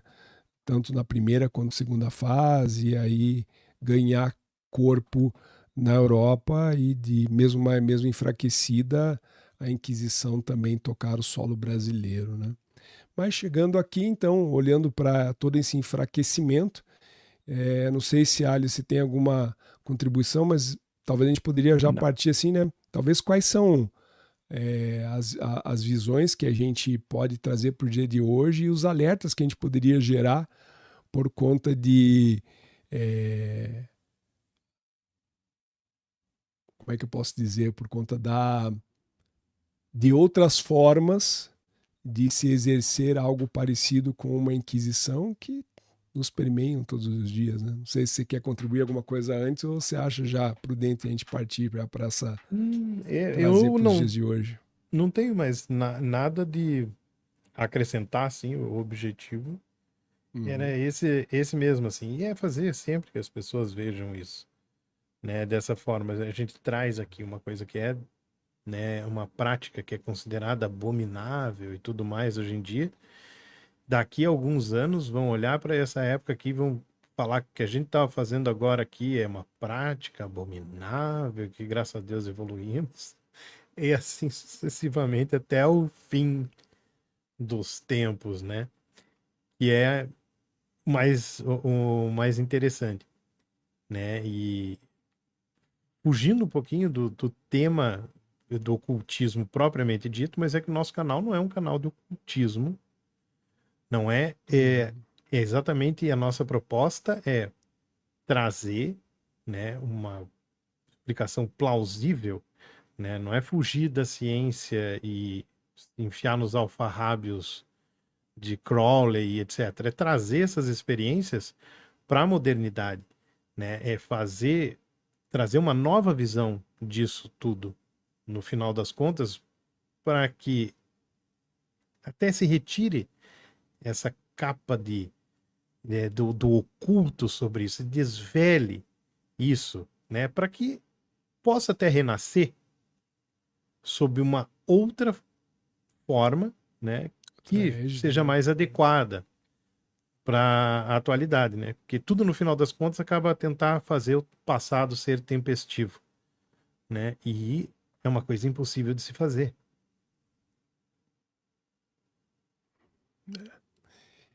Não, legal esse teu a parte, né? E aí volta a pergunta aí, se Carlos quiser fazer algum fechamento aí que ele considere interessante, tanto pelo Malleus ou pelo período ali da Inquisição, alguma outra informação que a gente não obviamente, guardado as proporções de uma live do que a gente se propõe, como o Alexandre acabou de falar, queira contribuir aqui, continua sendo bem-vindo às suas contribuições, né?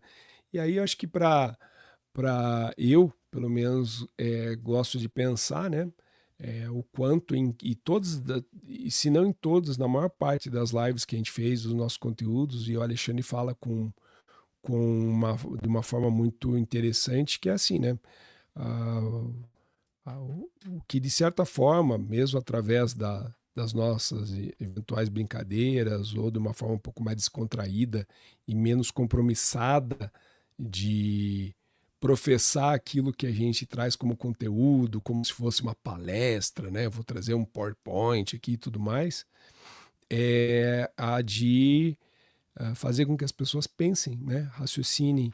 No final de tudo, é esse o maior exercício que a gente gostaria que as pessoas fizessem sobre os assuntos que a gente traz, mais polêmicos ou não, que vocês reflitam, pensem, usem suas mentes da forma adequada sobre tudo isso e tirem suas próprias conclusões, né? Não deixem os outros pensarem por vocês. Eu acho que é uma das formas que a gente pode significar o que o Defining Ghosts tem como propósito, né? Não faça os outros pensarem por vocês. É um exercício idiota, de idiotice fazer isso, né? E a nossa bruxa? Cadê? Pois é. Eu ia falar Tremeu um na negócio lá base. Eu ia falar que eu me dei conta de algo bastante peculiar. Você notou que ao momento em que ela some, surge o Seraph? Seriam eles a mesma pessoa? Eu tô achando que Seraph é o incubus da sucubus Roberta, né, que a nossa bruxa mora aqui. Espero que esteja tudo bem. Ela comentou no grupo que foi atender uma ligação da mãe e espero que esteja tudo bem, realmente. E, enfim, e aí o que é o exercício, né, para a gente concluir aqui? Ó, vamos só para o Carlos aqui. Penso que a absolutização de um ponto de vista como único caminho possível, que é a grande tentação das instituições, é o fomento das inquisições. Parece Sim. que estamos afundando na massa fermentada. Exatamente. Se tivesse sonzinho de aplausos aqui, Carlos, tu receberia os nossos aplausos, porque você, mais uma vez, coroou muito bem aqui com a tua participação. E, sem dúvida nenhuma, é isso. E, aproveitando a participação do Carlos, é que eu instigo a vocês, né, a pensarem que tipo de reflexões um movimento como a Inquisição ou de alguma forma o que um livro como Malleus e diversos outros, ou talvez não tão diversos, mas outros livros que tinham o mesmo propósito, hoje podem trazer de reflexões para nós, para a nossa sociedade atual e sobre a nossa interação com a própria sociedade, com a própria religiosidade, né? Como é que vocês conseguem perceber e é através da percepção, se não a única ou uma das poucas formas de nos prevenirmos de outros momentos tão sombrios quanto o da própria Inquisição, né? O quanto a gente precisa ficar atento a tudo que nos cerca, a movimentos que nascem, ou não só os que nascem, mas aqueles movimentos que são afogados, usando ainda lá a flutuação como uma referência, né?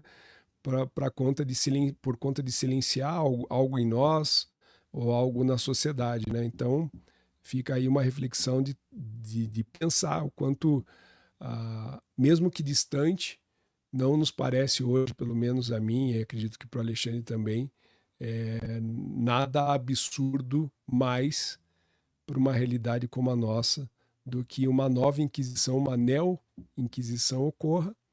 E da minha parte, eu só faço uma referência.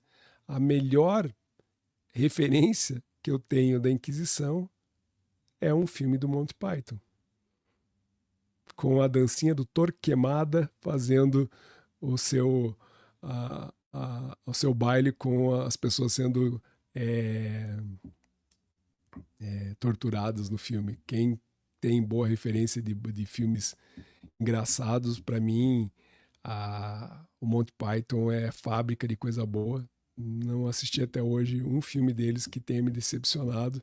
Não seria diferente aquele que faz. E aí eu posso estar errado, mas eu acho que é Em Busca do Cálice Sagrado, talvez, que é o filme que mostra o Torquemada na Inquisição Espanhola, obviamente, né? Mas até brincando com a vida de Brian também é excelente. É excelente. A cena final deles cantando Crucificados Porra, é uma das coisas mais hilárias, né? muito bom, era. Eu adoro Monty Python. E aqui É. o Carlos está falando, prazer, Carlos, meu. E não, a gente tem que agradecer, na verdade, porque você contribuiu, porque pode ser que, né, algumas outras pessoas também, né, com conhecimento mais técnico vissem e apontassem exatamente o que você está apontando. Então, acho que É. foi fundamental. A gente agradece Uhum. a sua participação, né? E daí acaba dando oportunidade para esclarecer qual que era o, É. né, o objetivo Não, fundamental. e como é importante isso, né? Ele faz mais uma aqui, ó. O Monty Monty Python estava Python. pensando na cena da bruxa, na balança. É, baita referência também. Ainda curioso, né? Ainda hoje eu estava vendo algumas lembranças de Facebook. Sim, eu sou um sujeito idoso que não assimilou o Instagram de uma forma natural, tampouco o TikTok. Como eu estava feliz quando eu soube que o Se TikTok tivesse estava sendo Orkut, banido. se Não, tivesse se tivesse Orkut, Orkut, era tava onde lá ainda. estaríamos. Eu saí daquilo a revelia. Eu fui É, tirado de lá, né? fomos Porque acabou, arrancados. né? Tanta história lá boa. E é até Porra. curioso, assim, muita coisa que eu acho engraçado, eu marcava o Alexandre. Então, toda vez que aparece lembrança do Facebook, pra mim, assim, você tem lembranças com Ali Broto. Sempre tava mandando coisa pra esse cara. E uma delas era uma referência do Monty Python, do Língua Presa lá, como é que é o nome dele? Não era Nero, eu não lembro quem acho que era Nero, que era representado com língua presa no Monty Python, né? Mas enfim, isso não faz diferença nenhuma aqui. E é isso então, gente. Fica esse chamado aí, a responsabilidade de a gente evitar que os nossos pensamentos sejam guiados por outros, que a gente tenha a propriedade daquilo que a gente realmente pensa. E aí, o objetivo aqui era, de uma forma, a gente retomar também. Isso é um movimento que vocês verão agora com mais frequência. Nós temos ainda entrevistas na semana que vem, até uma tríade na semana que vem. Tem o Léo Lousada, que era para ser na data de hoje, e ele estava no Daniel Pires, lá no A Lenda, participando. Nós levamos a live dele para segunda. Na terça, nós fazemos a entrevista com o Flávio Watson. Vamos tratar um pouco de Telemann e falar da figura do Crowley. E na quinta, a gente encerra, por um período, as entrevistas. Isso não quer dizer que a gente encerre a participação com vocês, Carlos tendo a disponibilidade de conversar com a gente faz um Invocando Inscritos aqui também. Mas dessa levada, porque a gente entende também, e a gente fez um movimento aqui crítico nosso nessa semana, de olhar que, ok, nós vimos uma perspectiva, né?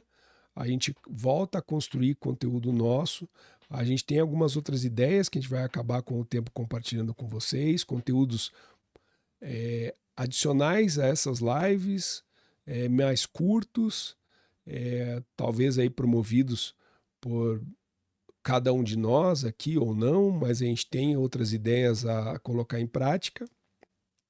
E sim, também olhar para um outro lado. Nós trouxemos muito essa visão da magia, espiritualidade. Tivemos em alguns momentos ali também a participação de outros que falavam, inclusive como o Boaventura, falando das questões voltadas à ufologia, mas a gente agora parte para um momento de autoral aqui nosso, tá? Esse aqui é um pouco disso também, mas a gente tende a ter mais momentos e num volume maior de conteúdo criado por nós, tá? Então, Com direção de Brian de Palma. não, já que Francis estamos ainda Ford deslocados. Coppola. Não, também não.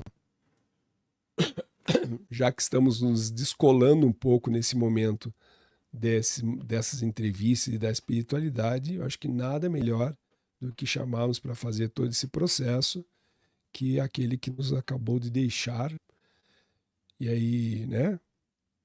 Que nos deixou fisicamente, mas deixou obras maravilhosas, como Twin Peaks, uma das primeiras séries que realmente trouxe.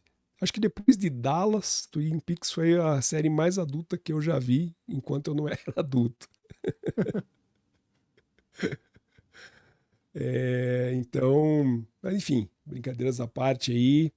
Aguardo vocês aí ainda na próxima semana com algumas entrevistas e depois continuem acompanhando os nossos conteúdos que vão partir também desse modelo de live e outros, mas aguardem novidades chegando para vocês. E vamos que eu tô morrendo de vontade de mijar e com dor de cabeça e fome. A fome é inerente a qualquer momento. Se eu falar também com você 7h59, que você tá vendo? Eu tô com fome. E sono também, porque já passou do horário de eu dormir.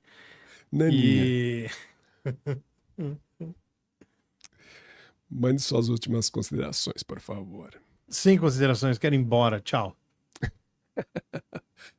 Gente, então obrigado pela participação de todos. Seraf, Carlos, aos demais aqui que estiveram com a gente, aos que vierem a assistir. Fiquem bem e como faria o nosso Deus o Platinado nas tardes. Até mais. Diria. Fomos. Descubra os segredos por trás dos fenômenos paranormais. Este é o